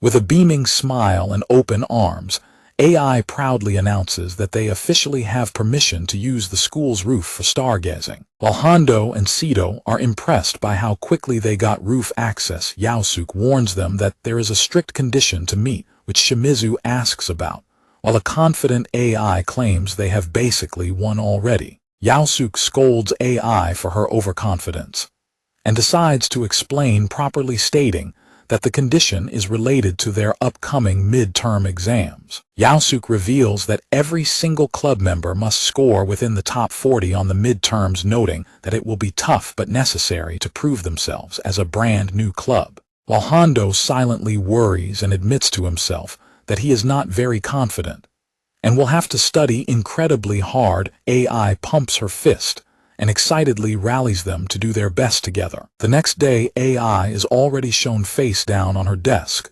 groaning in defeat that she cannot handle studying anymore. Yaosuk scolds AI and tells her to pull herself together, while Hondo sits quietly at his desk, silently admitting that he cannot focus on his studying either because of a certain distraction. He steals a quick glance at Shimizu's side profile, noticing her looking down in silence. Hondo silently worries because her eyes look slightly swollen, as if she has been crying, and when AI notices his gaze and asks if he is worried about Shimizu, Hondo stammeringly tries to deny it. Shimizu is startled by his concern, prompting Hondo to explain that her swollen eyes made him worry she was dealing with a sad memory, adding that he simply wants to help her in any way he can. AI suddenly bursts into loud laughter, which makes an embarrassed Shimizu yell at her to stop, while a confused Hondo asks what is going on. Blushing deeply, Shimizu loudly confesses that her eyes are only swollen because she watched the emotional anime called The 21-Gram Difference. Hondo's face lights up as he happily notes that she has watched it too, while Sito quietly chimes in that she has also seen the show. AI proudly explains that she and Shimizu watched the anime together yesterday, revealing that Shimizu suddenly burst into tears, which prompts an angry Shimizu to yell at her to shut up and not mention it. Hondo sighs in relief and says he is glad everything is fine, which makes a deeply embarrassed and blushing Shimizu quietly apologize for causing him so much worry. Hondo tells her not to worry and asks how the anime was, prompting an enthusiastic AI to explain that it was amazing, specifically pointing out that the romantic confession scene makes one want to experience it themselves. While Shimizu frantically denies having any such thoughts, Sito quietly notes that the confession scene was indeed very interesting, which AI enthusiastically supports. Clasping her hands together in excitement,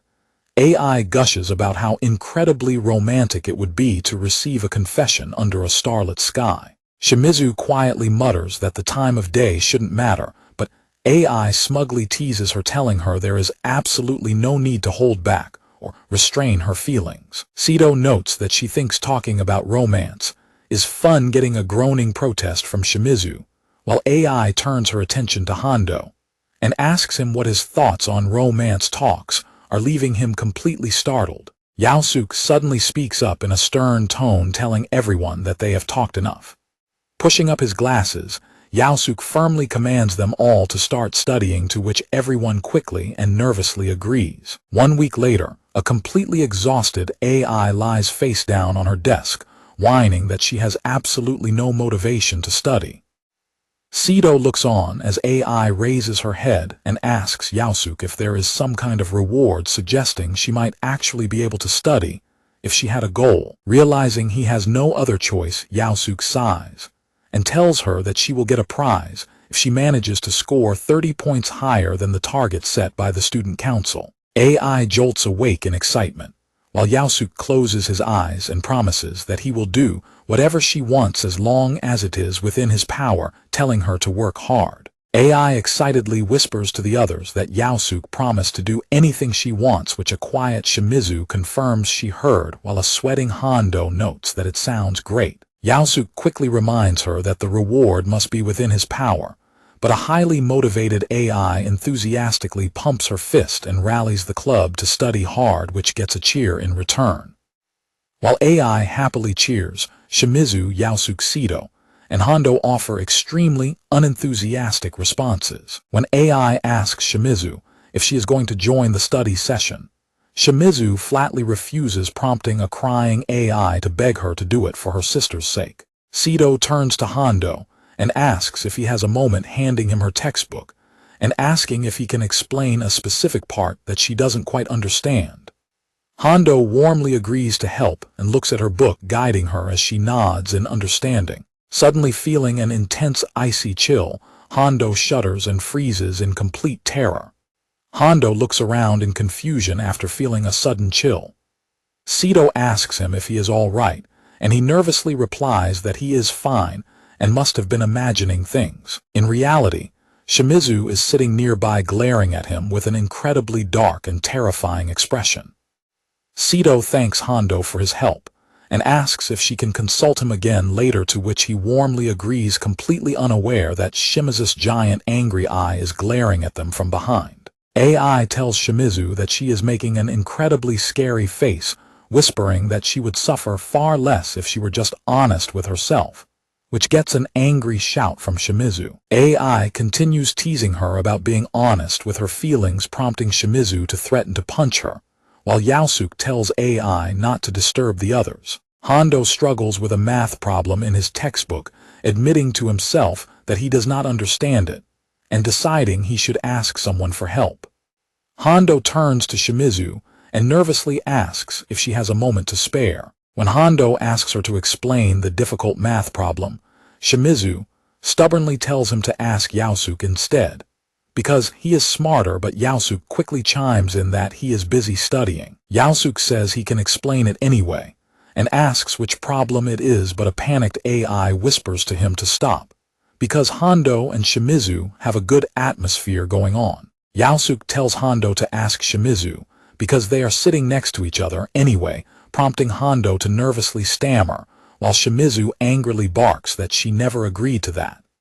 Shimizu sighs and tells Hondo that he leaves her with no choice, preparing to explain the problem. Sito asks Yaosuke for help instead, but Yaosuke points out that she could ask AI since they are sitting next to each other, getting a funny face from AI, who notes that knowing a subject is different from teaching it. Shimizu leans in close to Hondo and patiently guides him through the math problem, making him realize how to solve it. Hondo warmly thanks her for making the problem so easy, and Shimizu asks if there are any other questions he is struggling with. Hondo points to another problem and asks for her help, and Shimizu leans in to look at it. Hondo suddenly realizes how incredibly close her face is to his, becoming extremely flustered as his heart begins to race. Shimizu also notices how close they are and falls silent, her face turning bright red as they stare at each other. Realizing their extreme proximity, both of them suddenly jolt away from each other in a panic. Shimizu nervously apologizes and claims she was too focused on the textbook, while a blushing Hondo apologizes as well, admitting he should have moved the book closer to her. Both of them blush deeply and look away awkwardly while AI watches them from the side with a giant satisfied grin. Shimizu turns to AI with an annoyed look and asks what she is staring at, but AI simply smiles and dismisses her, saying it is nothing. Watching Hondo and Shimizu study together, AI notes that their preparation seems to be going extremely well, which suddenly triggers a bright idea in her head. AI enthusiastically claps her hands together and declares that she has an excellent idea because everyone has been working so incredibly hard.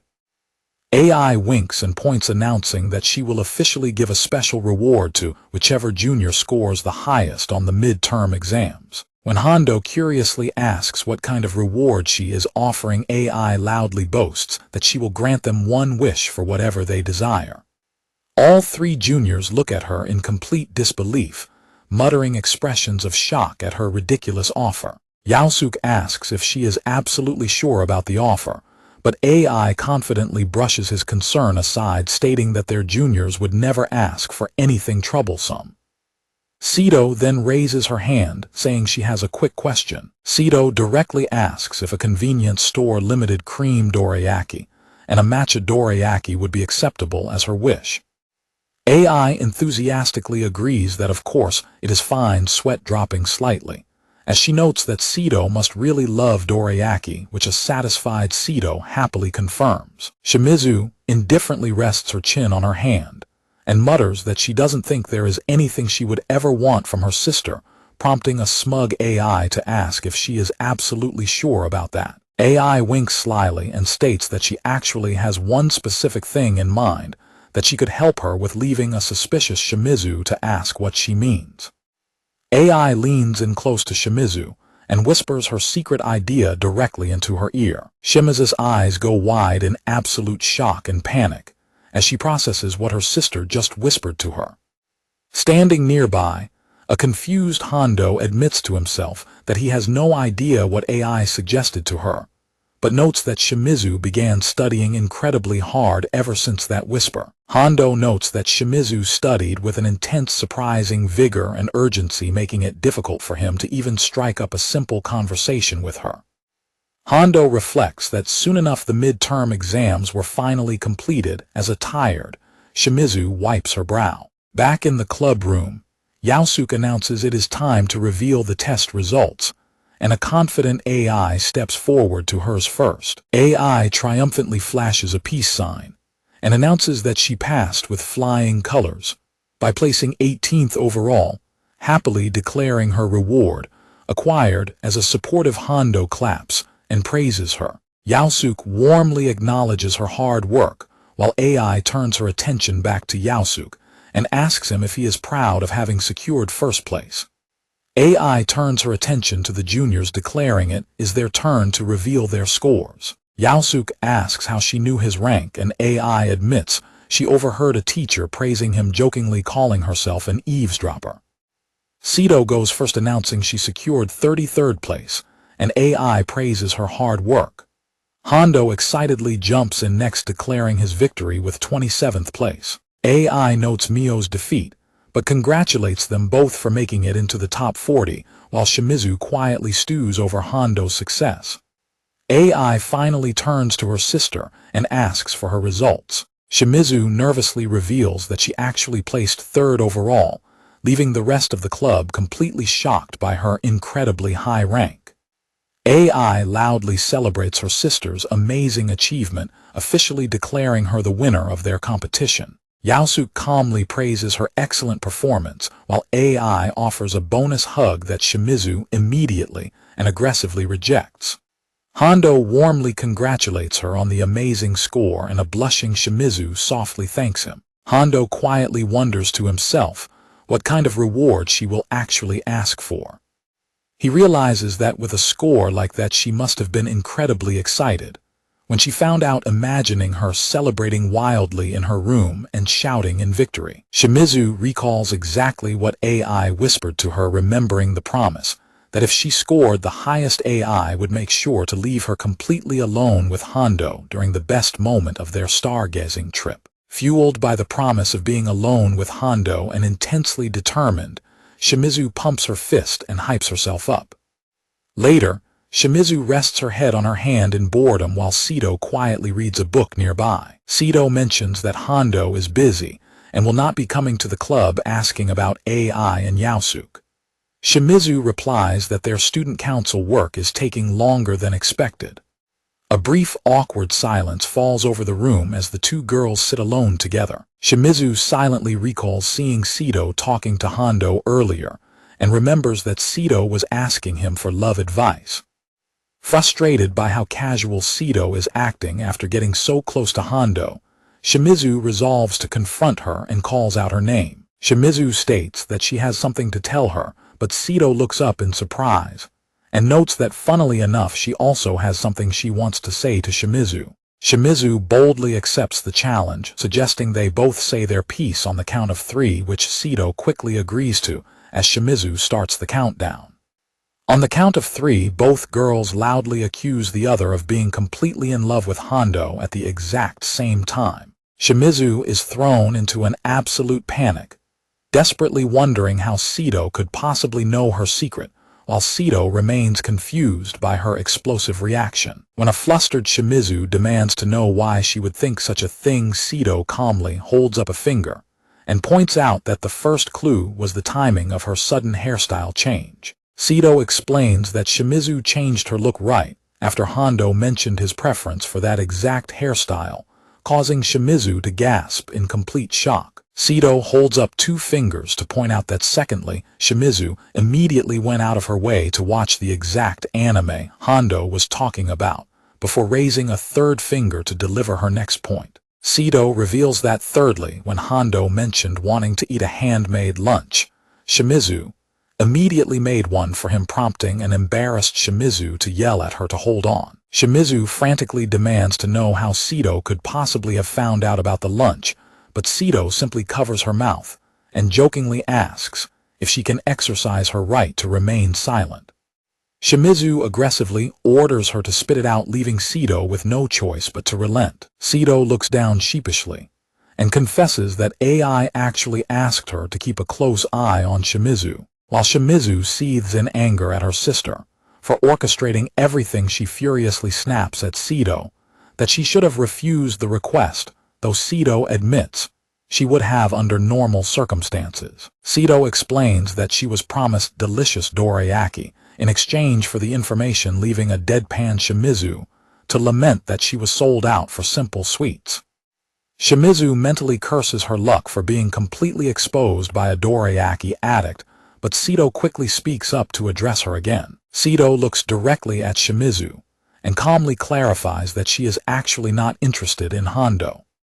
Shimizu loudly accuses her of lying, pointing out that she was acting extremely friendly with Hondo while discussing love, which makes Sito realize Shimizu was only pretending to be asleep earlier. Sito softly confesses that the person she actually likes is Shunya Matsuoka, leaving a completely stunned Shimizu to repeat his name in surprise. While Sito notes that it makes sense for Shimizu to get confused since Matsuoka and Hondo are close friends, Shimizu is left completely bewildered, remembering that Matsuoka previously admitted he liked Sito too. Sito explains that she only consulted Hondo because she wanted to confirm whether her feelings for Matsuoka were truly love. Realizing that Sito is still trying to figure out her feelings and is not entirely sure yet, Shimizu decides it is best to keep quiet and not reveal too much about Matsuoka's crush on her. Sito suggests that they could help each other out,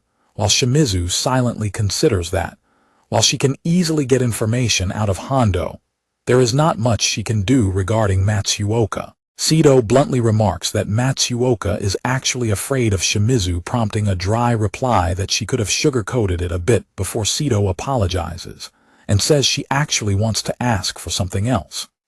Sito turns to Shimizu with a serious look and directly asks her to tell her all about love. Sito confirms she wants to discuss love, noting that since Shimizu is already in love, she should be able to explain how it works. Although Shimizu doubts she will be very good at explaining romance, she realizes the alliance is highly beneficial, so she sits back down and agrees to help where she can, sealing their brand new partnership with a firm handshake. Having a common goal quickly forms a strong bond between the two girls as they prepare for the upcoming stargazing trip. The next day, the group heads over to the supermarket to prepare for their stargazing excursion. While shopping for snacks to eat during tomorrow's stargazing trip, Sito happily requests to add dorayaki to their basket, prompting an amused but slightly exasperated Shimizu to suggest they just focus on getting what they actually need. As Hondo wonders what kind of plans AI has made for their noon gathering, Shimizu silently grumbles, fully doubting that her sister has anything good or normal in store for them. Sito suddenly turns around and announces that she needs to temporarily step away to secure some dorayaki, leaving both Hondo and Shimizu completely baffled by her abrupt departure. Sito waves farewell and promises to contact them as soon as she successfully secures her treats, quickly running off and leaving them standing in the aisle. Shimizu is left completely flustered, silently wondering if leaving them completely alone without warning was actually Sito's way of helping her romantic progress. But she quickly agrees when Hondo insists they must chase after her. As they begin searching the aisles, Shimizu notes that the supermarket is much larger than she initially expected, and Hondo sheepishly agrees. While Shimizu anxiously tries to think of a conversation topic to break their awkward silence, Hondo pulls out his phone to inform the others that they have lost Sito, but he suddenly spots something that catches his attention. Hondo suddenly tells Shimizu to wait for a moment and quickly walks away, leaving a confused Shimizu to ask what is going on. Hondo approaches a small, lost-looking girl standing alone by the shelves and gently asks if she has a moment, to which the startled child quietly replies in the affirmative. Hondo introduces himself as Daiki and kindly asks the young girl where her parents are. The little girl explains that her parents are gone and her mother went somewhere, prompting Hondo to crouch down and warmly promise to help search for her. Hondo gives her a reassuring smile and promises they will find her mother very soon, which instantly brightens the little girl's mood as she happily cheers. Shimizu walks up and asks how they plan on finding her mother, catching Hondo by surprise when he realizes she was listening to their entire conversation, though she simply shrugs and explains she couldn't just continue shopping by herself. While Shimizu silently wishes they could have spent more time alone together, Hondo warmly thanks her for her kindness.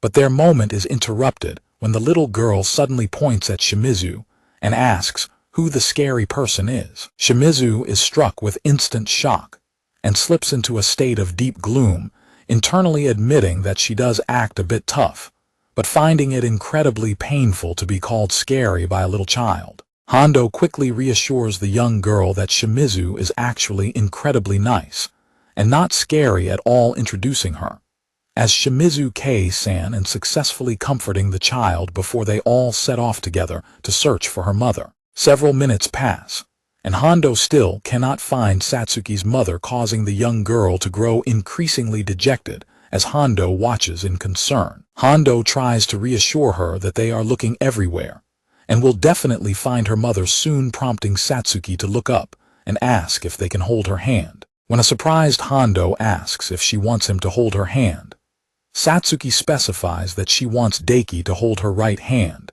and Kei to hold her left, leaving Shimizu to quietly note that they really have no other option. The three of them walk down the supermarket aisle together, with Satsuki happily holding both of their hands as a blushing Shimizu walks beside her.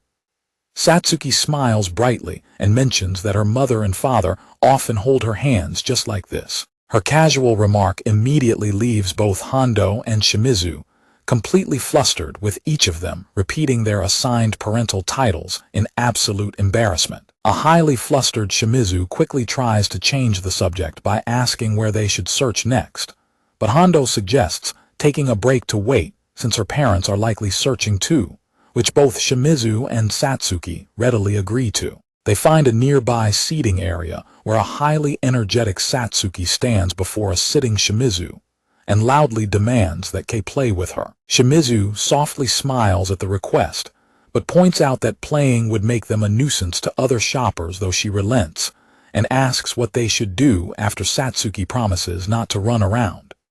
Shimizu ponders for a moment and suggests that they try drawing together. Shimizu pulls out a pen and some paper for them to use, making Satsuki beam with pure joy as she happily thanks her and takes the materials. While Shimizu sits beside Satsuki and watches her draw, Hondo stands nearby with a warm smile on his face, prompting a slightly self-conscious Shimizu to ask what he is looking at. Hondo directly compliments her, mentioning that she seems incredibly good at taking care of others and will likely make a wonderful mother in the future, which leaves a bright red Shimizu to stutteringly demand what he is talking about, while a sweating Hondo sheepishly apologizes, and a flustered Shimizu anxiously wonders how much longer they will have to wait for Satsuki's parents.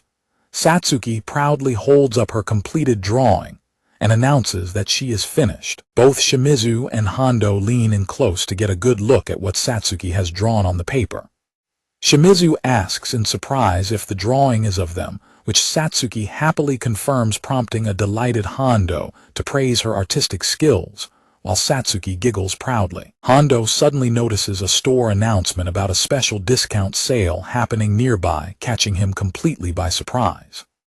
When Shimizu curiously asks what happened, Hondo excitedly announces that he has just thought of a brilliant way to let Satsuki's mother know exactly where her daughter is. A flustered Hondo admits he completely forgot about this obvious solution and should have thought of it much sooner, prompting Shimizu to ask how exactly they are going to do it. When a curious Satsuki asks where they are going, Hondo happily points them directly toward the store's customer service counter. As the group stands at the customer service counter, where an announcement broadcasts that a lost child has been found, Hondo asks Shimizu if she has ever held hands like this with AI, mentioning that he used to hold hands like that with Kino when he was small. Shimizu's sweat drops and disgustedly claims that she would chop her own hand off if she ever held hands with her sister like that, prompting Hondo to laugh just as Satsuki's mother suddenly rushes into the area, frantically calling out her daughter's name.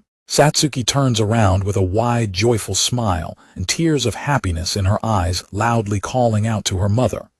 The mother tearfully embraces her daughter, expressing her immense relief and gratitude that Satsuki is safe. Satsuki suddenly complains that it hurts, prompting her apologetic mother to quickly loosen her grip and say sorry. The mother bows deeply and sincerely thanks them for bringing Satsuki to the counter. Shimizu politely replies that it was no trouble at all, while Hondo adds that he is very glad they were able to help her find her daughter. Satsuki smiles brightly and cheerfully thanks Daiki and Kei for finding her mom. Shimizu immediately tells the young girl to use proper honorifics, but Hondo gently waves it off and says it is perfectly fine. The mother continues, explaining that she really wants to express her thanks properly for helping Satsuki. However, Shimizu quickly declines, stating they do not want anything in return, and Hondo chimes in to assure the mother that she does not have to do anything. The mother insists, pointing out that she and her daughter interrupted their time together before directly asking if the two of them are lovers. Hondo and Shimizu are left completely stunned by the unexpected question, both of them instantly blushing bright red in sheer shock. Shimizu frantically yells no, explaining that they are just classmates. The mother asks if they really are not lovers, but Satsuki innocently points out that Shimizu has a very specific look in her eyes whenever she looks at Daiki. Shimizu is left completely stunned, silently panicking that even a child managed to see right through her. As Hondo calls her name in confusion, an incredibly flustered Shimizu loudly denies everything Satsuki said before awkwardly clearing her throat to compose herself. Shimizu then tells the mother that if she genuinely wants to express her gratitude, there is one specific thing that she wants. Hondo is confused by her request, and Shimizu turns back to Satsuki asking the young girl if she still has the drawing from earlier, and if she would be willing to give it to them. Satsuki smiles brightly and happily agrees to hand over her drawing. Satsuki cheers Kei on and says she is rooting for her, to which a flustered Shimizu quickly agrees. In the background, the mother asks if that is enough, and Shimizu replies that it is more than enough for her. Satsuki happily says okay, and Shimizu smiles softly, reminding the young girl to hold onto her mother properly next time. As the mother and Satsuki walk away waving goodbye to Kei, and Daiki, Hondo smiles and notes that was a nice moment, which a blushing Shimizu quietly agrees with while looking down at the drawing. The drawing depicts 3 smiling stick figures holding hands under the clouds, representing Shimizu, Hondo, and little Satsuki. Sito returns to the group and casually tells Shimizu that she owes her one, leaving a sweating Shimizu to groan in annoyance. Later, a voice calls out from inside a house, announcing that they are heading out. As Hondo begins walking down the street, his sister, Kino, calls out for Daiki to wait, prompting him to stop and ask what is going on. Kino hesitates before quietly asking if he really has to go. Hondo smiles and notes that the sky is clear today, making it perfect for stargazing, which leads Kino to reluctantly accept his answer.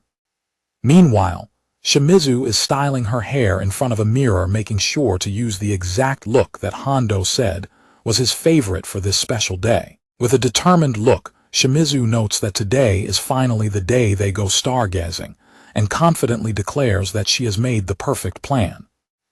Later at school, AI gathers the club members around a desk and excitedly suggests they play the king game since everyone is present. Shimizu sits quietly, internally plotting that first they will talk about stars once they are alone, then hold hands when the atmosphere is right, and she might even confess her feelings. Shimizu glares at her sister with intense suspicion, internally noting that she has a very bad feeling about this sudden game proposal.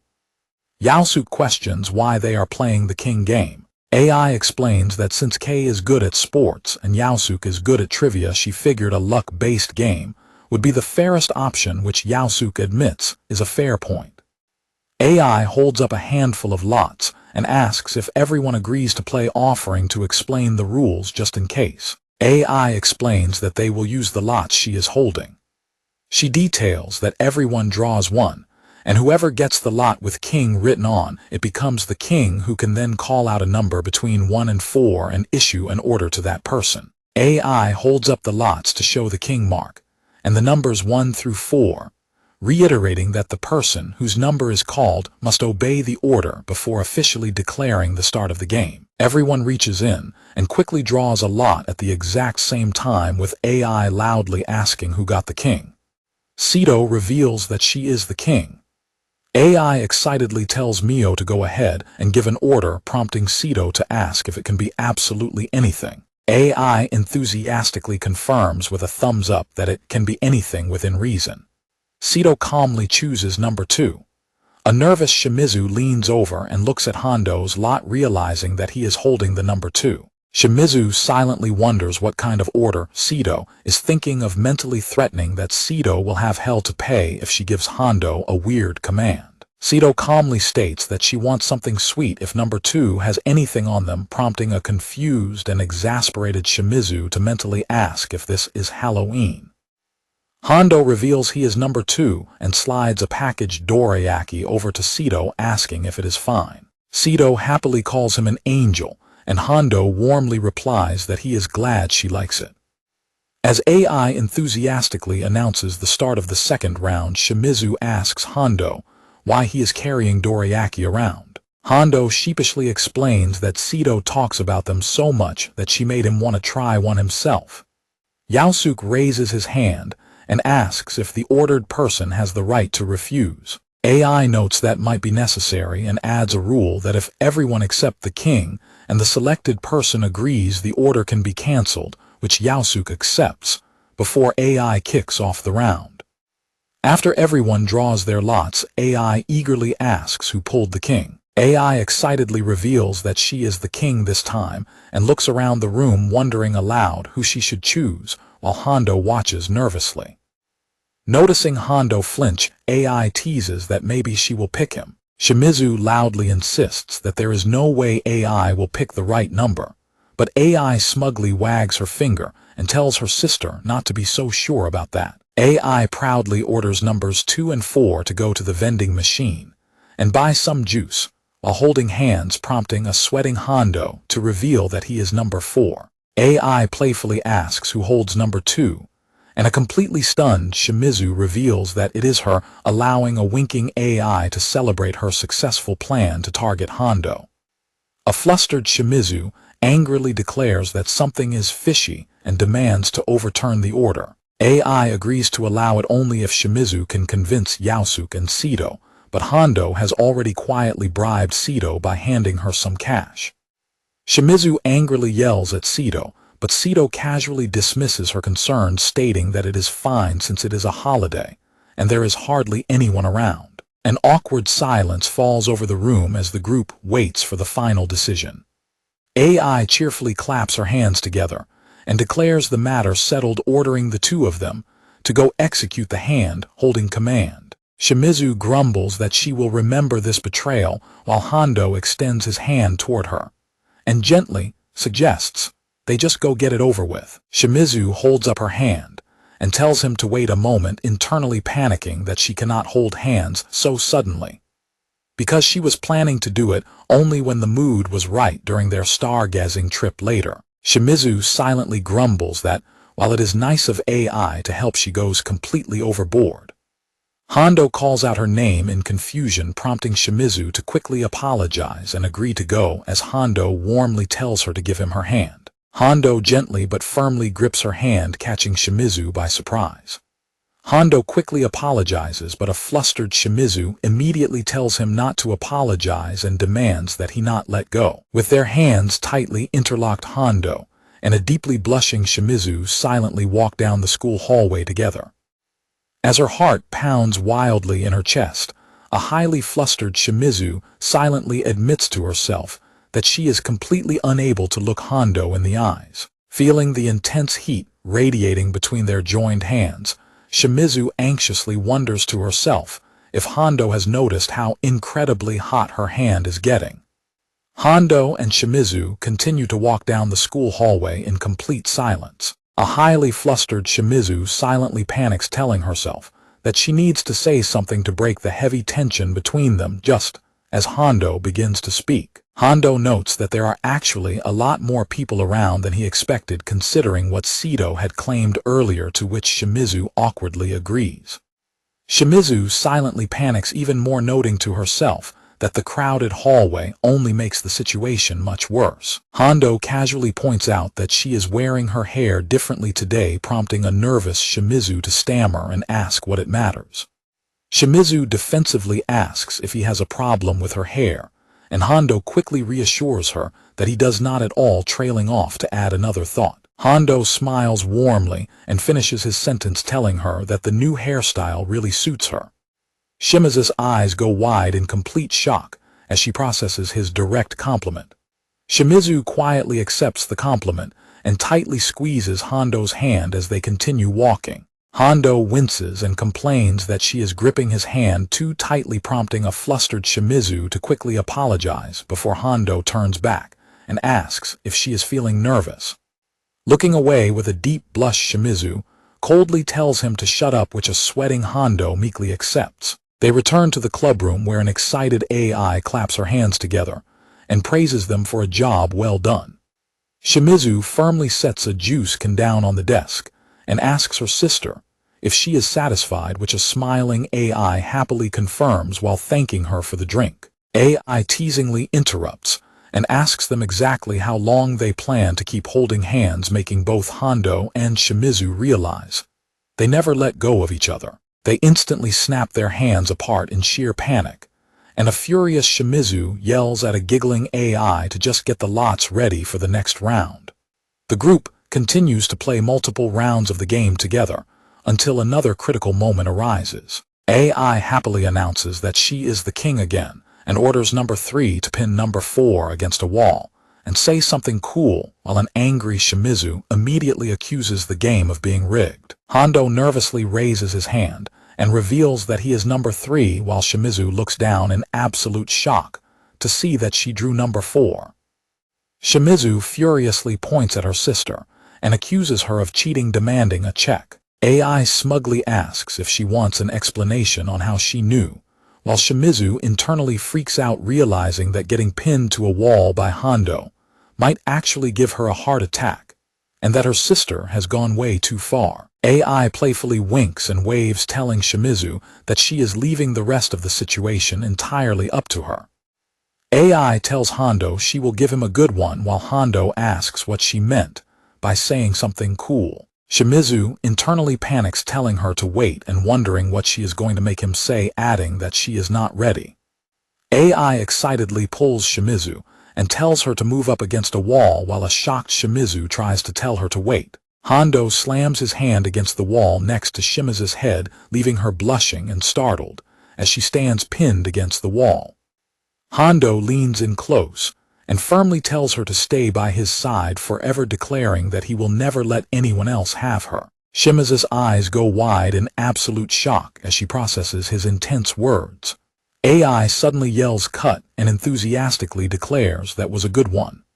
Sito casually calls it a perfect score, while Yaosuke claps and praises Hondo, telling him it was perfection and that he is pretty good at it. Shimizu slumps down onto the floor, completely overwhelmed, as Hondo and Sito look on in concern and call out her name. Shimizu sits on the floor with a rapidly beating heart, silently noting that she genuinely thought she was going to die from the shock. Shimizu recalls that they kept playing the game, and at some point, AI managed to become the king multiple times in a row, making Shimizu do various embarrassing things. Yaosuke raises his hand and announces he will pull first this time, while Shimizu glares in frustration, silently wondering how AI keeps winning. AI asks Yaosuke what happened and if there is a problem. Yaosuke replies that it is not really a problem and suggests they continue. Yaosuke holds up his lot and calmly states that as he thought he is the king, prompting a surprised look from Shimizu. Yaosuke holds up the lots and reveals that all the lots except the king have their corners slightly cut to match their numbers, calmly deducing that this is how AI cheated. AI laughs nervously and calls Yaosuke a detective, suggesting they stop playing the game, while Shimizu glares at her sister in absolute fury. AI tearfully apologizes while hiding her face near the kitchen door. While a furious Shimizu demands she show some remorse, AI ignores her and happily asks Sito if she heard what she just said. Hondo, cooking nearby, smiles and notes that all in all it was pretty fun. AI complains that Hondo is being mean, and Hondo tells her to calm down and just eat the takoyaki they are making. AI dramatically sobs that she cannot move from the shock and demands Yaosuke feed her. Yaosuke asks why him, while AI opens her mouth and tells him to bring it to her. AI loudly whines Yaosuke's name until he gives in and feeds her a takoyaki, which she happily eats while cheering. AI asks Shimizu if she will feed Daiki too, which causes Shimizu to angrily snap and ask why she would ever do such a thing. AI mockingly apologizes and teases her sister, pointing out that she forgot Shimizu is completely incapable of doing it anyway. Shimizu becomes absolutely furious, realizing her sister is deliberately making fun of her embarrassment. Defiant Shimizu yells that she will do it, pointing a finger to declare her determination, while a smug AI watches with satisfaction. Shimizu turns around and calls out to Hondo, catching him completely by surprise as he nervously stammers. Blushing deeply, Shimizu holds out a takoyaki and tells Hondo to say ah so she can feed him. Hondo happily eats the takoyaki and smiles, telling her that it is pretty tasty and thanking her, which leaves a blushing Shimizu staring at him nervously. Shimizu crosses her arms proudly and asks how that was, but her smugness immediately fades as she sinks into a state of deep gloom, silently clenching her hands and worrying if she fed Hondo properly for her first time. Since she went out of her way to feed him, Hondo happily holds out a takoyaki in return and tells a completely shocked Shimizu to say ah. Shimizu's eyes go wide as she stands completely frozen and sweating in sheer panic, unable to process what is happening. Under a sunset sky, Shimizu internally screams that she did not sign up for this, while hoping their stargazing trip will actually go smoothly. Sito pumps her fists in excitement and shouts that the long-awaited stargazing time has finally arrived. Handu smiles warmly and says he is really looking forward to watching stars, with everyone noting that it is not often he gets to stay at school this late, while Sito pumps her fist in the background and tells him to just wait until he sees them. As Sito talks about the most visible constellations for this time of year, she curiously asks Shimizu if she is planning something. Shimizu immediately blushes and tells her to shut up. Yaosuke announces that Yuasa-sensei should be arriving soon, after which they will head out, while Handu is suddenly distracted by a ringing sound nearby. Handu notices a call from his dad and answers his phone, while Yaosuke tells him to go ahead. Over the phone, his father asks Daiki if Kino is with him, catching Handu completely by surprise. Handu replies that he has not seen his sister, but his father explains that she left a note saying she was looking for Daiki, warning him that she might arrive soon, and asking him to let them know if she does. Handu hangs up and tells the group that his sister might be coming to the school, but they are suddenly interrupted by a rattling noise at the classroom door.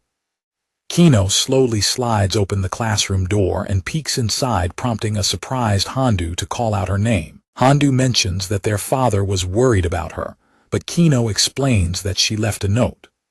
When Handu offers to call their father to pick her up, Sito suddenly dashes over and calls her cute, causing a startled Kino to quickly run and hide behind Handu. Kino looks up at her brother and immediately refuses his offer to go home with their father.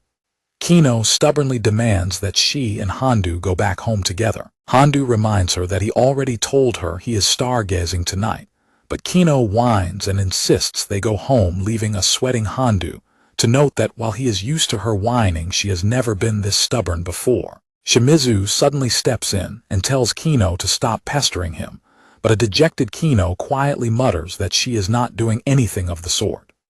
Kino turns her back and grumbles that Handu normally plays with her on his days off, questioning why he would choose to go to school instead. Shimizu points out that he is allowed to make other plans every now and then, repeating that Kino is bothering him.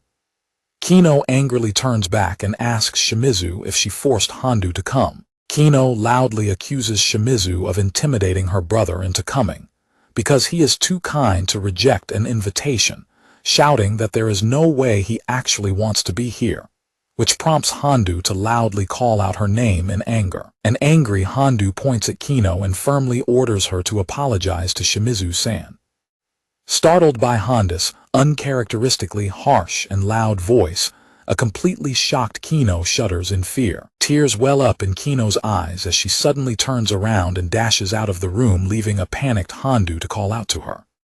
Handu is left sweating and looking down the empty, quiet school hallway in deep worry. Handu stammers as he tries to decide what to do, but Yaosuke quickly steps up and suggests that they all split up to search for her. The girls immediately offer their help, as well with Shimizu, Sito, and AI volunteering to check different areas of the school, prompting a highly relieved and grateful thank you from Handu. As Shimizu runs through the school searching for Handu's sister, she recalls how incredibly worried Handu looked and realizes how much she wants to help him find her. Shimizu runs down the corridor, resolving to cast aside her romantic plans for the night and focus entirely on fixing this situation, because she knows how excited Handu was about stargazing. Shimizu suddenly stops as she spots Kino sitting completely alone on a bench outside. Shimizu loudly calls out to get her attention, causing a startled Kino to gasp in shock.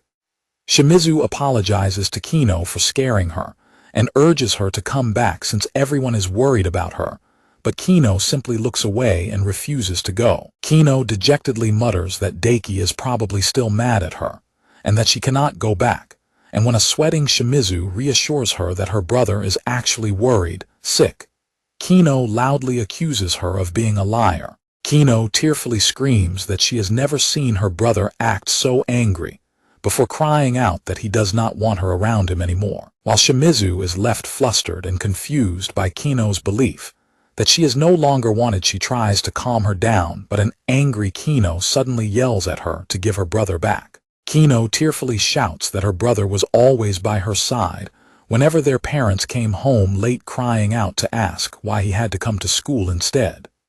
Shimizu stares at the crying girl in complete shock as she suddenly realizes what is truly going on. Shimizu silently recognizes that Kino is crying because she believes Shimizu has stolen Handu away from her and does not want her brother to leave her all alone.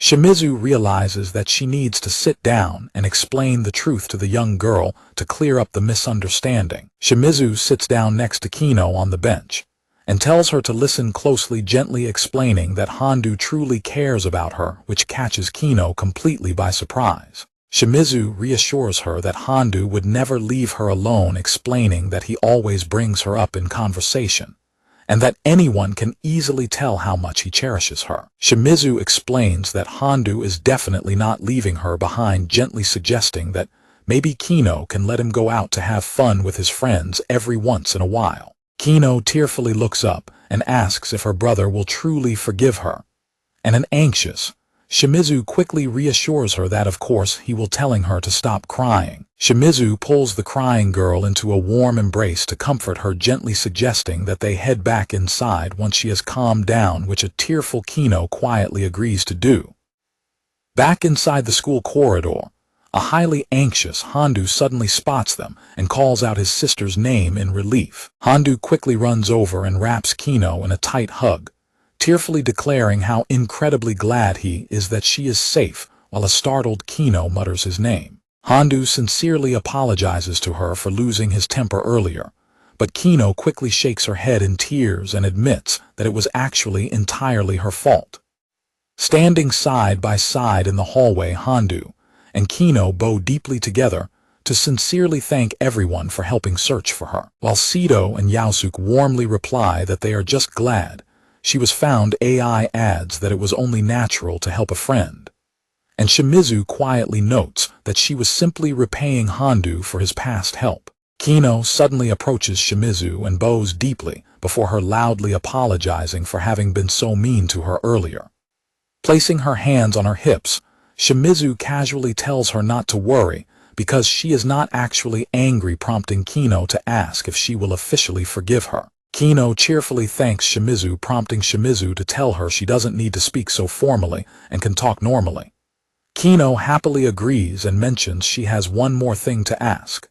Kino looks up with a bright smile and asks if she can call her K1-chan. Shimizu blushes but reluctantly agrees, causing a delighted Kino to happily shout her name, while Handu and Yaosuke look on in complete confusion. Handu warmly thanks Shimizu, guessing that she must have talked things out with Kino, while a blushing Shimizu turns away and mutters that it wasn't much, and she is just glad his sister is safe. Yuasa-sensei suddenly arrives and smiles, noting that the problem seems to have been resolved, and officially declares that it is finally time for stargazing. Handu nervously asks the teacher if it is really all right to bring Kino along, but Yuasa-sensei winks and tells them to keep it a secret, since he is the only teacher around, promising to drive them both home safely afterward. While Handu bows deeply to thank the teacher for his kindness, Sido excitedly points out the beautiful stars to Kino, and Yaosuke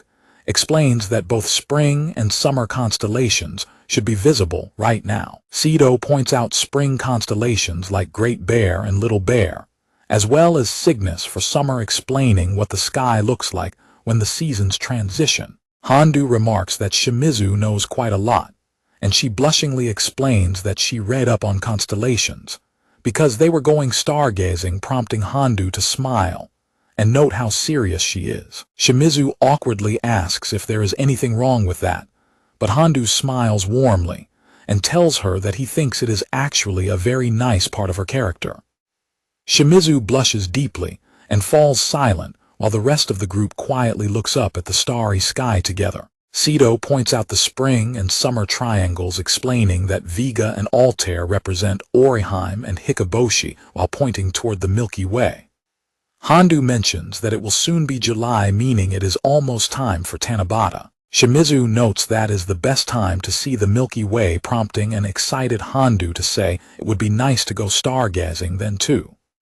Sito looks up at the sky with a warm smile and agrees that it would be wonderful to watch the stars in the summer. Handu cheerfully points out that they are the astronomy club, and Sito winks and confidently declares that this definitely will not be their last time stargazing. While Sito excitedly drags Mio and Yaosuke over to look at another star, Shimizu watches them in silence. Kino quietly calls out to get Shimizu's attention, prompting a surprised Shimizu to turn and ask what she wants. Kino leans in close and directly asks Shimizu if she has a crush on her brother, catching Shimizu completely off guard. An incredibly flustered Shimizu frantically waves her hands in absolute panic, stuttering nervously as she tries to find a way to deny it. Kino pumps her fist and quietly tells Shimizu that she is rooting for her, while in the background, Sito calls out to Kino to come over because Yaosuke is going to explain the stars. Kino happily runs over to listen to the explanation, leaving Handu and Shimizu standing completely alone together. An awkward silence immediately falls over Handu and Shimizu as they stand side by side under the starry sky. When Handu turns to look at her, a highly flustered Shimizu quickly stammers that there is absolutely nothing wrong. They continue to stand in awkward silence, with Handu looking at her in confusion, while Shimizu blushingly looks away. Handu breaks the ice by expressing his happiness that they organized this stargazing trip, reflecting on how much fun he has had studying and talking about anime since joining the club. Handu happily notes that he is glad he joined the astronomy club, and Shimizu quietly replies that it has not been boring. Handu suddenly thanks Shimizu, explaining that he would have hesitated and taken much longer to adjust to club life on his own, which leaves Shimizu wondering why he is thanking her. Handu looks directly at her with a bright smile and explains that he believes he was only able to do all of this because she was there beside him too. A shocked Shimizu processes his heartfelt words before Handu asks her how she feels about having joined the club. Shimizu smiles softly and admits that while the club is pretty noisy, she is also having fun, prompting a bright smile from Handu. Looking up at the starry sky, Handu wonders what they will be doing after tonight, while Shimizu softly notes that having more moments like this would not be bad. Handu adds that, while spending time with everyone is fun, he really likes spending time by themselves like this too. His words make Shimizu's heart race as she silently wishes he felt the same, while a flustered Handu quickly apologizes for saying something unnecessary. Shimizu smiles softly and directly confesses that she does not dislike spending time with him either. Her sudden confession leaves Handu completely stunned, with a rapidly beating heart and a deep blush. Looking at her, Handu silently reflects on the intense feeling currently stirring deep inside his chest. A highly embarrassed Shimizu frantically waves her hands and tells him not to misunderstand, because there is absolutely no deeper meaning to her words, which a blushing Handu quietly accepts. Handu clutches his chest, noting that his racing heartbeat will not calm down and admitting to himself that he really does not want this moment to end. Looking at Shimizu under the quiet night sky, Handu silently wonders to himself if this feeling is actually love. Under the starry night sky, Handu silently reflects on his feelings, realizing that he truly wants to stay by Shimizu's side as their summer together begins. Handu reflects on his realization that night, admitting to himself that he has developed a massive crush on Shimizu. Since that night, Handu has been feeling incredibly awkward, admitting to himself that he has absolutely no idea how to act around Shimizu anymore. Because Handu couldn't bring himself to say anything to her, they have spent the rest of their summer vacation hanging out with their other clubmates, whether visiting a bakery or heading to the beach. Despite his lingering awkwardness around Shimizu, Handu reflects that he still managed to have a lot of fun with the group, even when visiting a haunted house. With their last big summer event, the summer festival, finally arriving, Handu looks at a festival pamphlet and resolves to try and properly talk with Shimizu. Sito enthusiastically helps Shimizu pick out a yukata for the upcoming summer festival date, telling her to prepare her romantic offensive. While waiting, Yaosuk mentions that it is almost time, and Handu agrees, reflecting on their promise to go to the summer festival together. While a visibly uneasy Yaosuk checks his watch, Handu silently worries about his lack of post-festival plans with Shimizu before the next semester starts, wishing he could ask her out somewhere. But noting how incredibly hard it has been to talk to her lately, before Yaosuk notes that they are early. Sito, Shimizu, and Mio finally arrive dressed in beautiful yukatas, with a waving Sito cheerfully asking if they kept the boys waiting. Sito playfully asks Yaosuk how her yukata looks and tells him he is allowed to compliment her, prompting a slightly blushing Yaosuk to call it beautiful. Yaosuk's direct and blunt compliment catches Sito completely by surprise, leaving her highly flustered. Handu internally notes that today Yaosuk is planning to confess his feelings to AI, a secret that literally everyone in their circle knows except for AI herself. Handu recalls Yaosuk previously declaring out of nowhere that he plans to confess his feelings to AI, leaving Handu, Shimizu, and Mio completely stunned. A completely shocked Handu had loudly asked Yaosuk if he actually had a crush on AI all this time. When Mio dryly remarked that Handu is incredibly dense, a sweat dropping, Handu had turned to the girls to ask if they all knew, which they casually confirmed. Back in the present, Handu looks at Yaosuk in admiration, silently marveling that Yaosuk actually has the courage to directly confess his feelings. Shimizu recalls asking Yaosuk why he suddenly decided to confess, after taking so long, to which Yaosuk had replied that they are already third years and will be extremely busy with school until graduation. Yaosuk explains that after graduation, they will have far fewer chances to meet, making this summer his absolute last chance to confess during the summer festival, while Shimizu quietly processes his determination. Yaosuk continues talking, directly asking the juniors to help him and explaining that is the exact reason why he decided to tell them his secret. Handu enthusiastically promises to help however he can, and Mio quickly chimes in to offer her assistance as well, prompting a curious Shimizu to ask what kind of help Yaosuk actually needs. Yaosuk reassures them that it is nothing difficult, explaining that in order to confess his feelings, he simply needs a quiet moment alone with AI. Mio clarifies if he wants them to make sure he and AI are left alone at the perfect moment, which Yaosuk happily confirms, leading Handu and Shimizu to tell him to do his best and leave everything to them. Yaosuk warmly thanks his friends, looking down as he quietly explains that he simply does not want to have any regrets. Handu watches Yaosuk walk off to talk with AI, silently hoping that everything goes well for him, before Shimizu suddenly calls out his name and asks what happened. Handu turns around and is immediately struck completely silent as he gets his first full look at Shimizu dressed in her beautiful summer yukata. Handu nervously stammers as he tries to find the right words to comment on her look. Handu smiles warmly and directly compliments her, telling her that the yukata suits her beautifully, which causes a delighted Shimizu to blush and ask if he really thinks so. Sito loudly shouts from the background that the festival has already started and tells them she is heading off, prompting Handu and Shimizu to quickly run after the group. Yaosuk notes that they still have some time before the fireworks begin and suggests they check out the food stands, which Sito enthusiastically cheers for as they walk into the massive festival crowd. As Sito excitedly lists takoyaki, yakisoba, shaved ice, and candy apples, while Mio mutters about teiyaki and ubanyaki. An amused Shimizu silently wonders if food is truly the only thing on their minds. Sito teasingly points out that unlike Shimizu, who would be fully satisfied just spending time with Daiki-kun, they actually want to eat, leaving an incredibly flustered Shimizu to frantically demand what she is talking about. Shimizu quickly tries to change the subject by shouting that they should go look at the other stands, while a giggling Sito calls her cute, and Yaosuk watches them with a sweat drop. The group checks out a shooting gallery game where Sito enthusiastically aims a toy rifle while Handu and Shimizu watch her play. Mio happily eats a snack while Shimizu and Handu stand beside her, enjoying the various treats and attractions of the festival. Yaosuke walks alongside a highly energetic Sito while Shimizu and Mio follow closely behind them.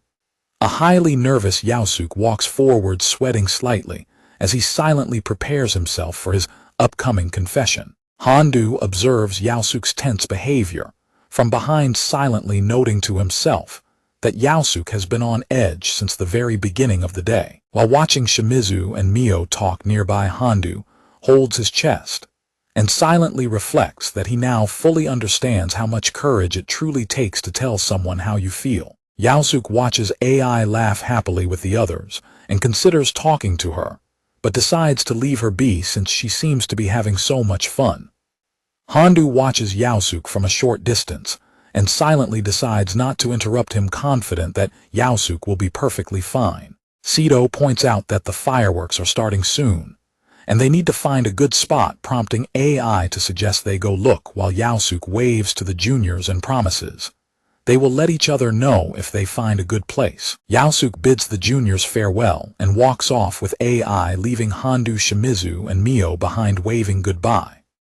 Shimizu looks at her phone and suggests they should not call the others over, explaining that she will tell Yaosuke they are watching the fireworks separately by themselves. Shimizu cheerfully declares that their mission is accomplished and urges the group to follow after them, prompting a peace sign from Mio and a confused question from Hondo. Shimizu winks and insists that since they went through all the trouble to help him, they deserve to see how his confession plays out, which Mio eagerly nods in agreement with.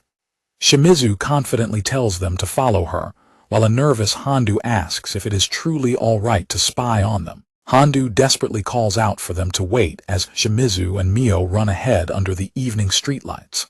Hondo, Shimizu, and Mio carefully rustle through some bushes and note that they arrived early, spotting Yaosuke and AI standing alone together at the railing in the distance. As they watch, Hondo asks Shimizu how long she has known about Yaosuke's feelings, and Shimizu explains that, as his childhood friend, she noticed them naturally after observing them for so long. Shimizu explains that she found out naturally after being in the club with them for so long, admitting that she used to think he should just confess already, but now realizes it is not that simple. Watching Yaosuke's back from the bushes, Hondo silently reflects on how painful it must be to hold onto a crush for so many years.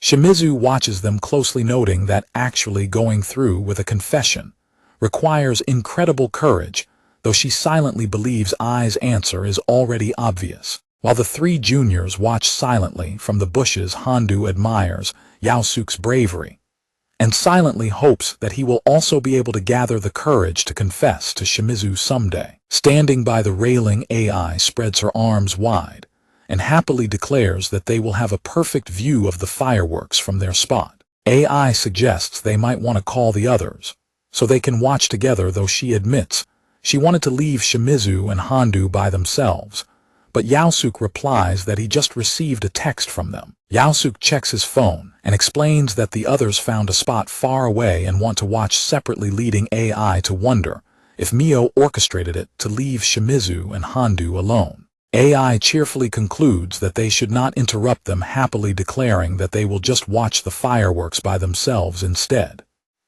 Yaosuke turns to her with a serious expression and calls her name, quietly stating that he has something important he needs to tell her. AI curiously asks Yaosuke why he has suddenly become so serious, and Yaosuke tells her to listen closely, to which a nervous AI quietly agrees. Blushing deeply, Yaosuke passionately confesses his love for her, declaring that he has loved her for a long time and wishes he could stay by her side forever. Yaosuke desperately begs her to go out with him, leaving a wide-eyed, completely stunned AI staring at him in absolute shock. Yaosuke nervously calls out her name as AI suddenly covers her face and begins to tear up. Watching from the bushes, Hondo, Shimizu, and Mio look on in sheer shock and panic at Ai's emotional reaction. AI suddenly dashes forward and wraps her arms around Yaosuke in a tight, emotional hug. Blushing deeply with tears in her eyes, AI loudly declares that she loves him too. Yaosuke blushes deeply and looks down at her, passionately declaring that he loves her more than anything on earth and in the universe. A relieved Yaosuke smiles warmly and softly mutters to himself that he finally understands. The two of them stand tightly embraced under the beautiful starry sky as Yaosuke softly thanks her. In the bushes, a tearful Handu and a sweating Shimizu celebrate the successful confession, and Shimizu tells him they should get up and leave before they get caught. As Shimizu gets up to leave, her sandal accidentally steps on a dry branch, causing it to break with a loud snap. Hearing the noise, Yaosuke looks around and asks if someone is there, prompting a panicked Shimizu to grab Handu and tell him they need to run. Shimizu is thrown into a panic when Sito calmly announces she will stay behind, casually explaining that it is hard to run while carrying all of her bags. While Sito stands holding her bags and raises a thumb to tell them to go, a frantic Shimizu grabs Handu and runs off, with Handu loudly apologizing to Sito as they flee.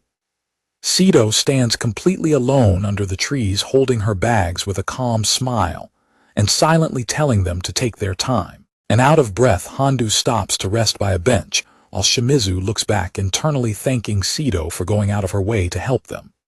Shimizu anxiously asks if Sito will be fine, and Handu smiles warmly, reassuring her that their friends are very kind and would never hurt her. Handu suddenly notices Shimizu standing awkwardly in the dark and asks if she hurt her foot.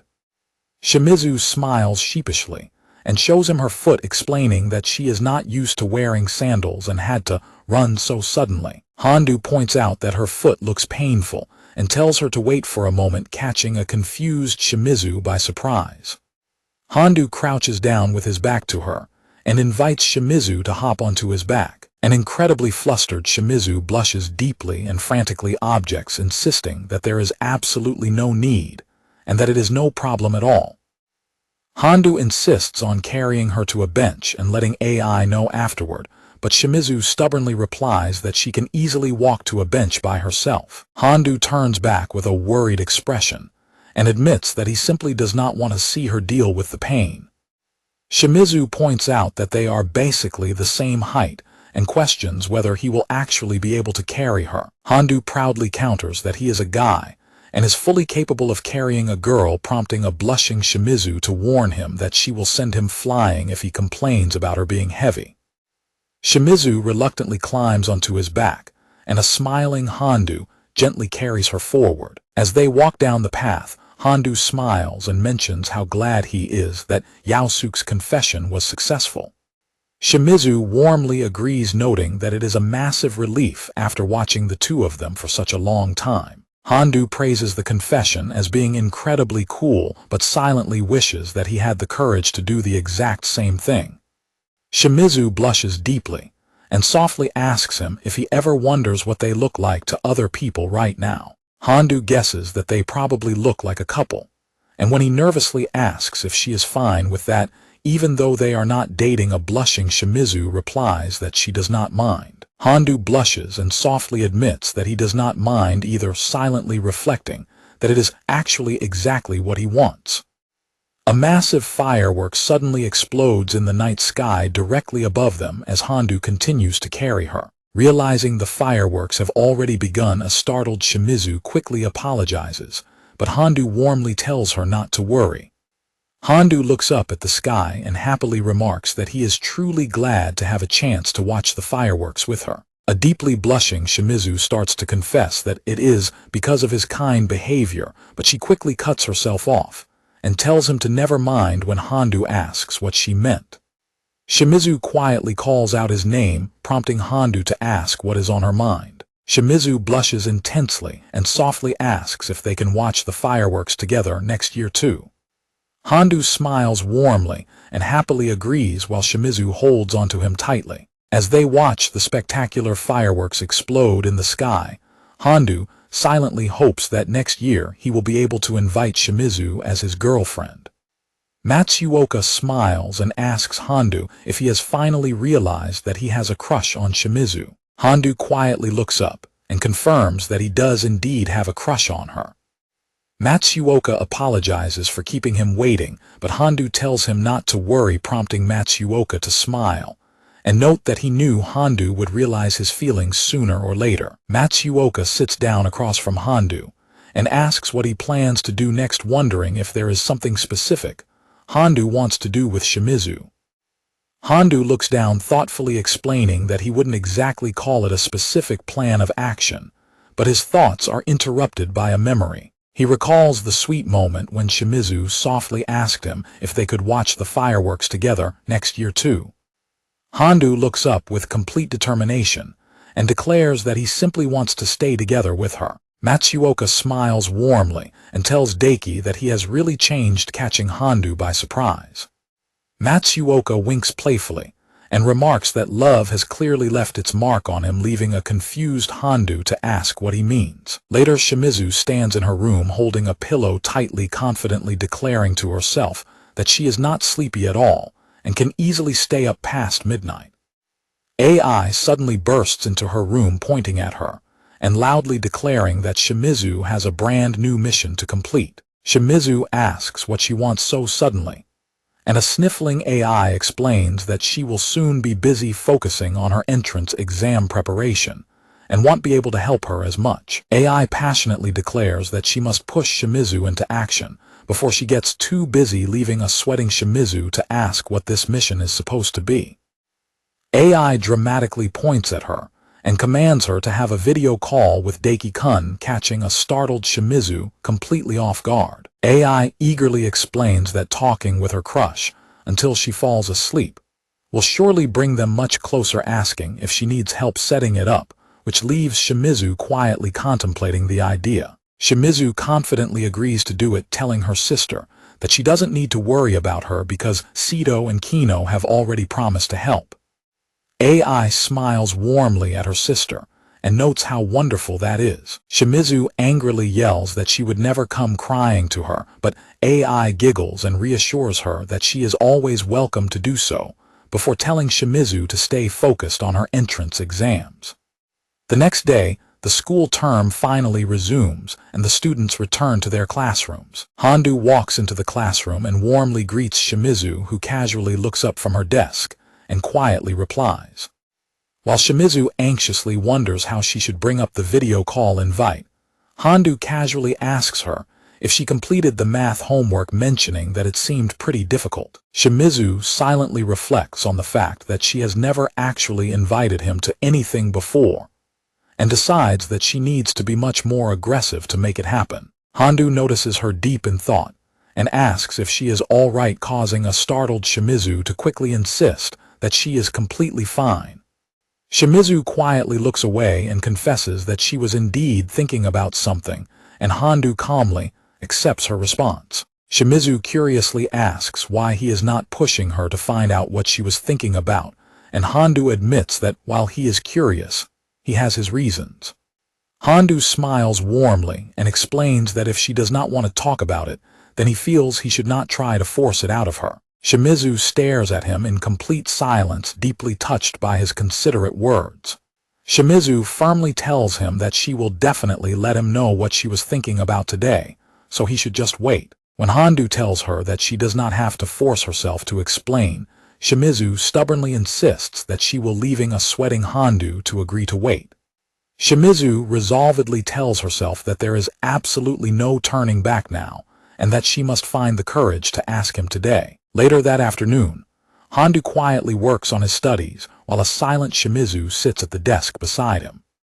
Shimizu sinks into a state of deep gloom, silently cursing herself for not being able to say a single thing, especially since they won't have another chance to be alone today. When a concerned Hondo gently tells her that she can always tell him tomorrow if it is too difficult right now, a sudden idea instantly flashes in Shimizu's head. Shimizu quickly grabs her phone and begins typing rapidly, leaving a completely bewildered Hondo to watch her in silence. Hondo's phone suddenly dings with a message from Shimizu asking if he wants to have a video call, and she quietly tells him to take a look.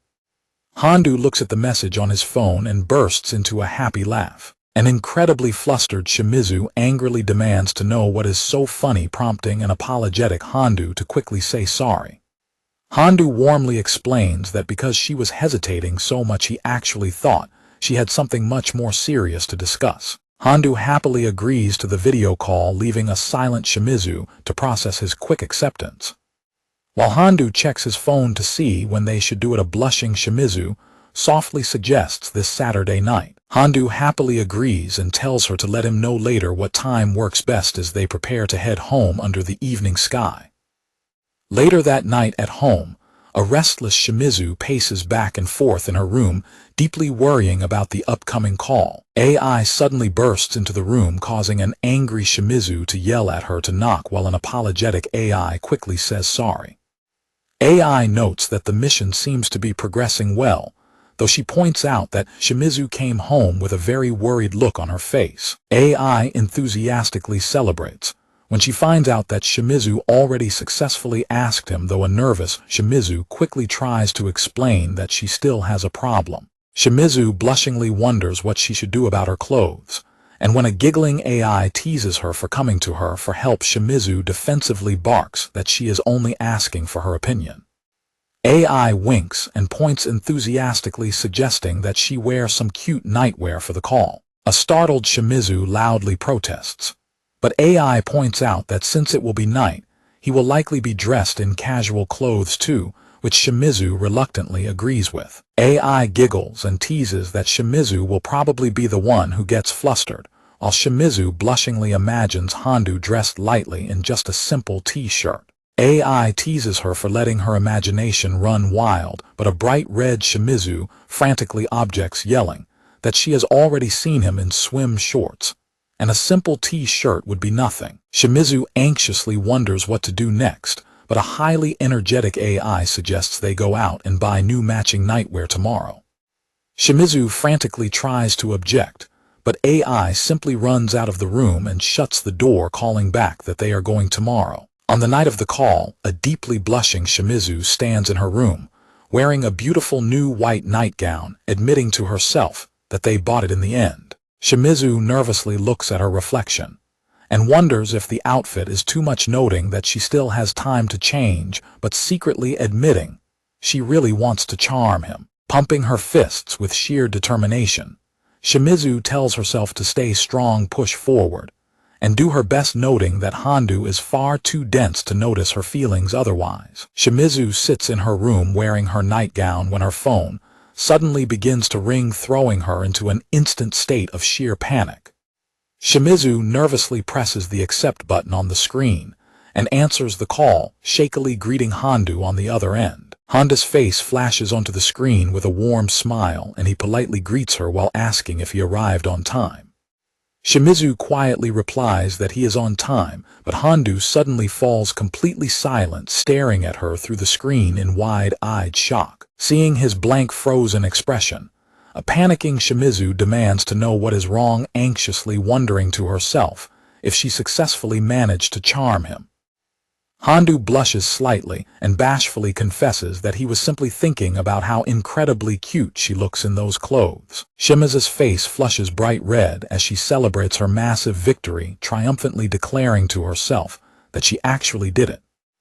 Handu sheepishly smiles and comments that while she has a lot of cool clothes, these suit her really well too, which a highly satisfied Shimizu happily agrees with. Shimizu defensively warns him that she will make him pay if he goes around calling everyone cute, but Handu warmly reassures her that he definitely does not say that to everyone. Deeply touched and blushing, Shimizu looks down shyly and quietly accepts his explanation. Handu casually asks her what she wanted to talk about tonight, but a heavy, awkward silence suddenly falls over the call as Shimizu sits silently before her phone. Shimizu falls into a state of deep gloom, mentally kicking herself for failing to prepare a good conversation topic, before nervously suggesting they could just chat. Handu smiles warmly and reassures her, saying he thinks just chatting is perfectly fine too. Shimizu lets out a massive sigh of relief as Handu casually transitions to another topic, asking if she knew about Kino's recent activities. Shimizu smiles warmly and waves to him through the screen as they continue their late-night conversation. Handu responds with a bright, happy laugh on the other end of the line. Observing his happy expression, Shimizu smiles softly and notes to herself that they are talking just like normal. Shimizu silently reflects on her feelings, realizing that her head is constantly and completely full of thoughts about him. She recalls all the unusual things she has gone out of her way to do, just to get his attention, like dyeing her hair black, trying her hand at cooking, wearing cute outfits, and changing her hairstyle. Shimizu admits to herself that she does not mind doing those things at all, but she is suddenly snapped out of her thoughts when Handu calls out her name through the phone. Handu notices her silence through the screen and asks if she is feeling sleepy, since she has been a bit unresponsive, causing a startled Shimizu to nervously stammer. Remembering Ai's advice to be proactive during their conversation, Shimizu blushes deeply and tries to gather her courage. Shimizu looks directly at her phone with wide, earnest eyes, and candidly confesses that she has been thinking about him, leaving a completely stunned Handu staring back at her in absolute shock. Handu warmly smiles and thanks her for her words, but a highly embarrassed Shimizu quickly turns away and stammers that is definitely not something he should be thanking her for.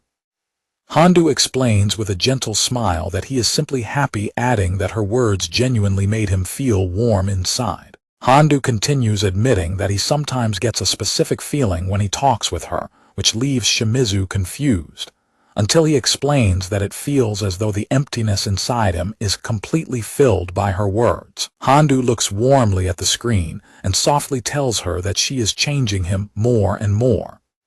Resting his hand gently over his chest, Handu confesses that she is changing him more and more into her colors. Shimizu's brain completely overloads from his intense words, leaving her with spiral eyes and a bright red face as she frantically screams in shock. Shimizu frantically yells that his words are way too intense, but a sweating Handu stammers on the screen that he wouldn't say it is that bad, while Shimizu quickly covers her mouth in absolute embarrassment. Overwhelmed by her embarrassment, Shimizu suddenly pushes her phone away and loudly declares that she is going to sleep, because she suddenly became very tired, leaving a bewildered Handu to quietly accept her abrupt exit. Still blushing deeply, Shimizu lies down and silently wonders to herself if what he said was truly real.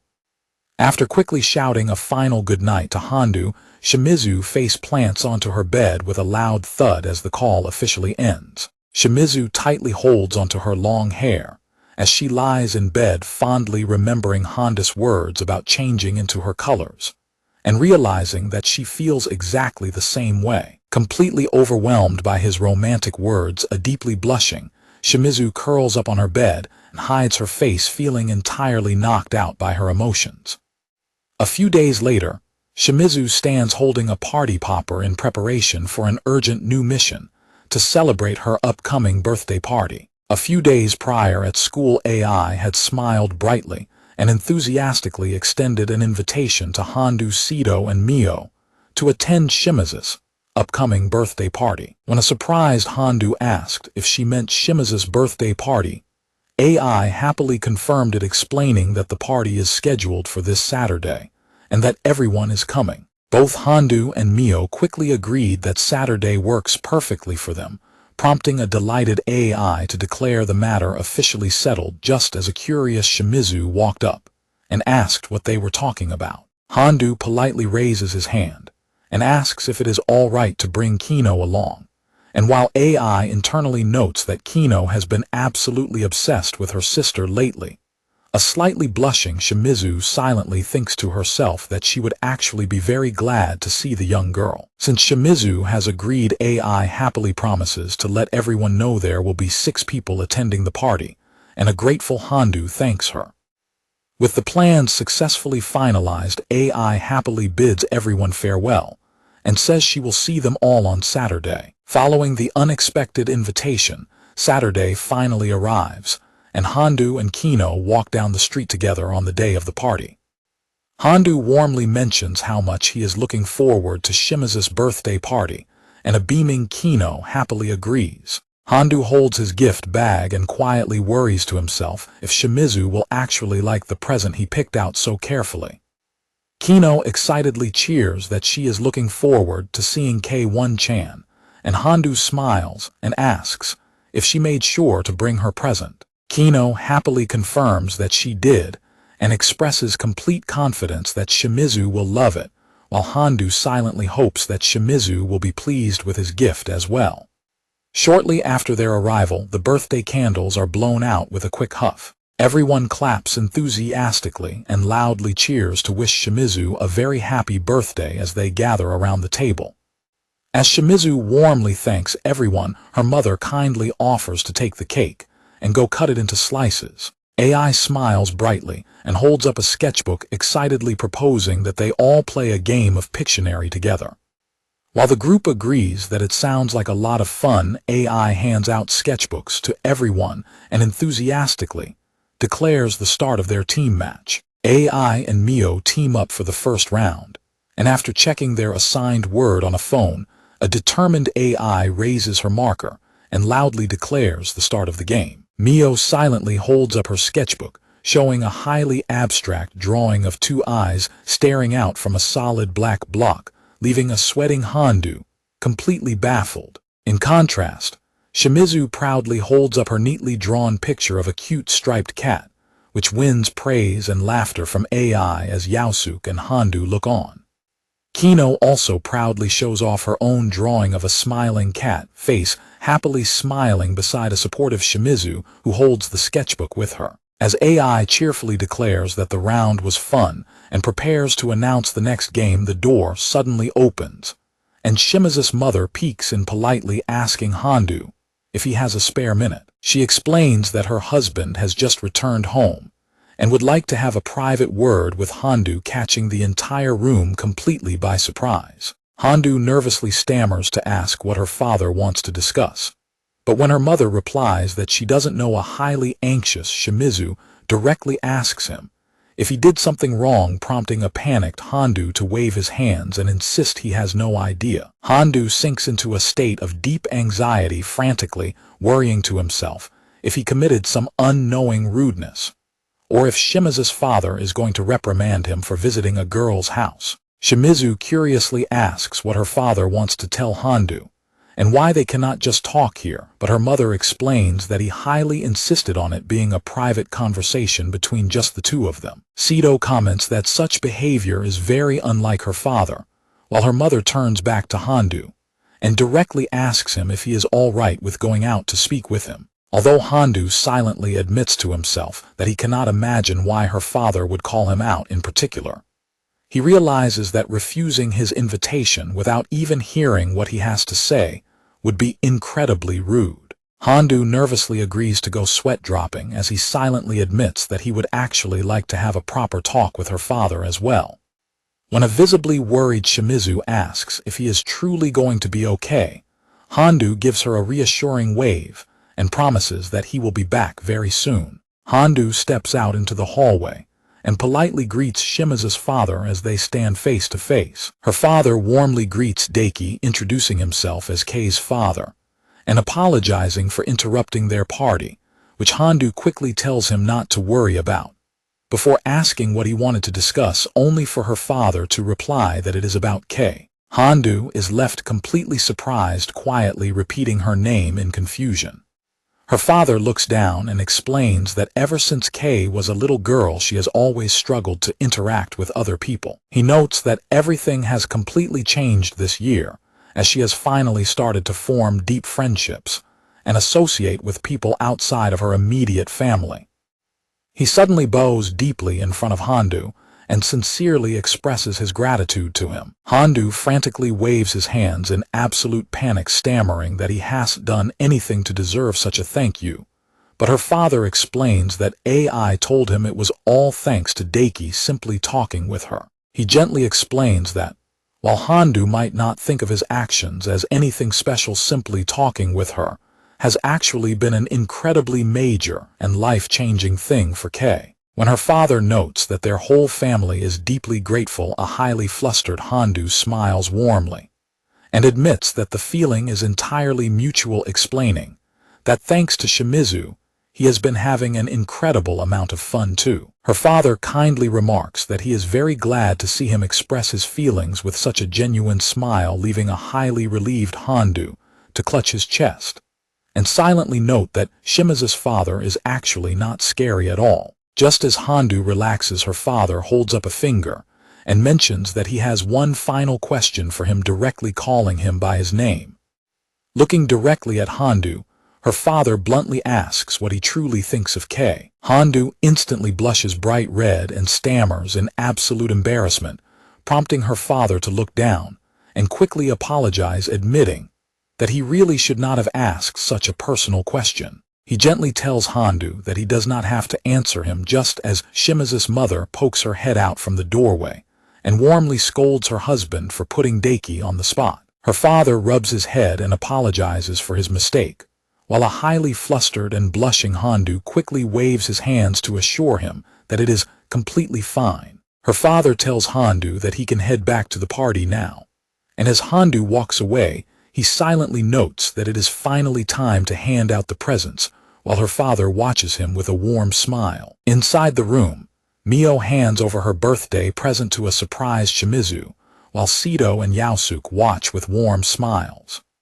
Mio hands her present to Shimizu, explaining that the book she chose is a highly recommended novel that is an easy read, and a grateful Shimizu warmly thanks her. Shimizu smiles brightly with a look of pure genuine happiness on her face. AI explains to Handu that they started handing out gifts early because they did not know when he would return.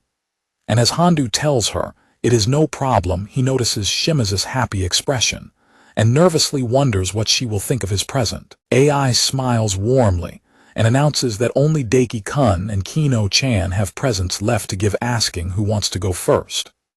Handu stammers in surprise, but quickly gathers his courage and volunteers to go first. Handu holds out his large, neatly wrapped gift bag to Shimizu and happily wishes her a happy birthday. Shimizu looks completely startled as she accepts the large package, quietly thanking him, while a sweating Handu watches her anxiously. Shimizu blushingly asks if she can open it right away, and a highly nervous Handu quickly agrees. Handu's heart beats wildly in suspense as Shimizu gently tugs on the ribbon to open his present. Shimazu's eyes go wide in complete surprise as she uncovers what is hidden inside the bag. Inside the wrapping is a very cute, large stuffed teddy bear. While Kino happily cheers at how incredibly cute the teddy bear is, AI smilingly chimes in and points out that it actually looks exactly like Kei. Handu watches her anxiously, silently wondering to himself if she actually likes his present. Shimizu quietly pulls the teddy bear close to her chest. Shimizu tightly hugs the teddy bear to her chest, a beautiful and incredibly happy smile spreading across her face. Hiding her deeply blushing face behind the teddy bear, Shimizu softly thanks Handu and promises him that she will treasure it forever. Handu blushes deeply and looks at her in complete awe, quietly whispering her name. Shimizu continues to squeeze the teddy bear tightly to her chest in absolute happiness. Handu is relieved that Shimizu likes his present, while Kino raises her hand and happily announces that she is next. Kino hands her an envelope, leaving Shimizu to wonder what could possibly be inside. Shimizu opens the envelope to find a hand-drawn card that declares it to be a pass, allowing her to do whatever she wants with Daiki. The highly suggestive card leaves Shimizu, Handu, and Sito completely stunned and deeply embarrassed. Completely panicked, Handu yells at Kino to explain herself, while Shimizu frantically demands to know what the pass is supposed to mean. Kino happily explains that she thought Shimizu would like this kind of gift the most, but a deeply blushing Shimizu quickly protests that she cannot possibly accept something like that. When Kino innocently asks if she does not want it, a highly flustered Shimizu frantically waves her hands and objects, while Sito points out that they cannot use it since Handu never agreed to it. Handu sweat drops, but smiles warmly, telling Shimizu that since he knows she would never do anything cruel with it, he is actually perfectly fine with the pass, leaving her completely stunned. Shimizu stares at him in disbelief, her face turning bright red with a deep blush as she softly thanks him. Handu sheepishly notes that he doesn't know if he will be very useful, prompting Shimizu to slam her fist and passionately yell that he will definitely be useful in many ways. Handu is left completely surprised, silently wondering what exactly she means by being useful in many ways. Realizing what she just said, a highly flustered Shimizu frantically waves her hands and yells at him to forget it, while a sweating Handu nervously stammers. AI teasingly asks Shimizu if she was thinking out loud, causing Shimizu to blush deeply and angrily yell at her sister to shut up. Handu smiles warmly as he watches everyone bicker, silently reflecting that he is glad everyone is having such a wonderful time.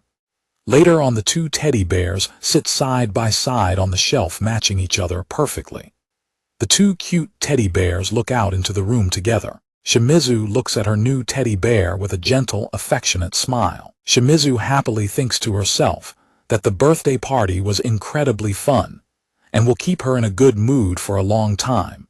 But she suddenly shakes her head rapidly in panic, telling herself that it is only normal for friends to exchange birthday gifts. Still holding onto the envelope, Shimizu looks down at the card Kino gave her, silently contemplating the pass. Shimizu blushingly contemplates the pass Kino gave her, knowing exactly how she wants to use it, but wondering how she should bring it up, before suggesting to herself that maybe she will ask him to make her a bento. She reflects that she could easily ask Handu to do most things without him minding, but suddenly gets an idea. Checking the time, she quickly dials a number to call Kino. Shimizu and her future sister-in-law, Kino, smile warmly together on the cover of the next chapter. Back at school, Handu sits entirely alone in the quiet, empty classroom, resting his chin on his hand in deep thought. Handu lets out a heavy, dejected sigh as he stares blankly ahead. Matsuoka approaches him and asks if something is on his mind, prompting a worried Handu to confess that he really wants to invite Shimizu to hang out, but simply cannot bring himself to say it. Handu explains that he keeps overthinking and can no longer speak to her as easily as before, leaving Matsuoka to note that the right atmosphere and timing are indeed highly important.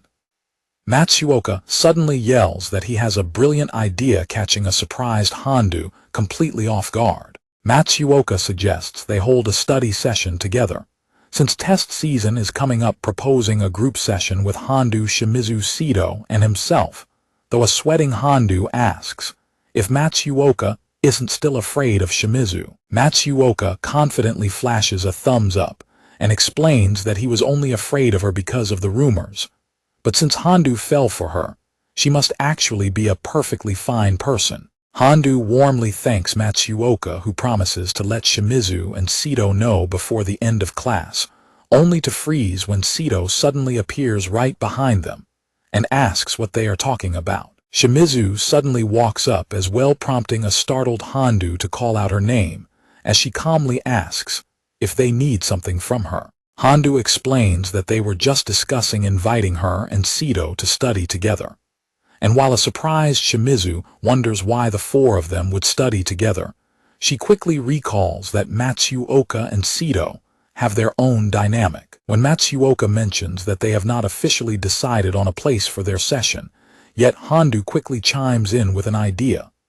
Standing outside under the afternoon sky, Handu generously offers to host the study session at his house. As they arrive, a cheerful Kino runs to greet them, warmly welcoming Deki home, before noticing that K1-chan and Mio have come along as well. When Matsuoka asks Kino why she didn't greet him too, Kino happily cheers to see Shunya-san, while Mio quietly notes how incredibly stiff Matsuoka is behaving. Handu mentions that they will be studying in his room, and a supportive Kino happily agrees to stay out of their way so she doesn't interrupt them. Kino adds that she has something important to discuss with K1-chan, and requests she be called once they take a break, cheerfully clarifying to a sweating Handu that it is about the pass she gave her, which throws Shimizu into an instant panic. While Shimizu quickly blushes and agrees that they can discuss it in detail later, Kino excitedly tells her to properly prepare her plan of attack,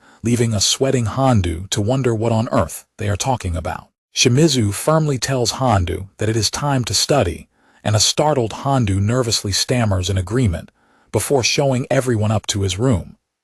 Handu welcomes his guests in and tells them they can sit anywhere they like in his neat room. Matsuoka enthusiastically walks in first, while Sido and Shimizu follow behind him and quietly comment on what a guy's room looks like. Handu stands near the door with a rapidly beating heart, blushing as he realizes Shimizu is actually in his room when he hasn't even managed to ask her to hang out yet. Matsuoka suddenly pulls out a photo album and eagerly suggests they check out Daiki's childhood photos, prompting a panicked Handu to wave his hands and insist they should focus on studying instead. Sito agrees that they should study first but quickly chimes in that they can look at the photos during a study break, leaving Handu to sweat in panic at her betrayal. An intensely serious Shimizu blushes deeply and declares that they absolutely must see his childhood photos. Shimizu quickly turns away in deep embarrassment, stammering that she just thought she would rather see them if she got to choose, while Handu looks down in silence. Sito tells Handu they should start studying now, while Matsuoka happily suggests they look at the photos later when they talk with Kino, causing Handu to panic in confusion. Handu sighs in defeat and agrees to start silently, hoping that everyone will completely forget about the photos by the time they take a break. The group sits around the low table to begin their study session, while Handu continues to silently hope they will forget about his childhood photos. Sito holds up her worksheet and asks Matsuoka if he knows how to solve the problem she is struggling with. Matsuoka points to the paper and patiently explains how to apply their previous lessons, earning warm praise from Shimizu, which a delighted Shunya happily accepts. Matsuoka proudly winks and brags that he reviewed the material beforehand, just because he wanted to show off today, leaving a sweating Handu to note that he actually admitted that out loud. Sito mentions that the scope of the upcoming tests is pretty wide, but Matsuoka confidently replies that he prepared thoroughly for everything. Shimizu praises Matsuoka for being amazing, prompting a highly pleased Matsuoka to demand she praise him even more. Shimizu turns to Sito and asks if she does not agree, causing a blushing Sito to look down and quietly nod in agreement. Sito softly thanks Matsuoka for preparing so much for them, leaving a highly flustered Matsuoka to scratch his cheek and nervously downplay his effort. Matsuoka smiles sheepishly at her kind words, while Sito quietly watches him with a soft look on her face. Handu smiles warmly as he watches their interaction, silently noting to himself that Sito and Shunya seem to be in a very good mood together. Shimizu kindly asks Handu if there is something he needs help with, and a surprised Handu points to a page in his notebook and admits that he does not quite understand that specific part, prompting Shimizu to lean over and look at it. Shimizu explains the problem, noting that she also struggled with it at first, and a delighted Handu happily realizes how to solve it.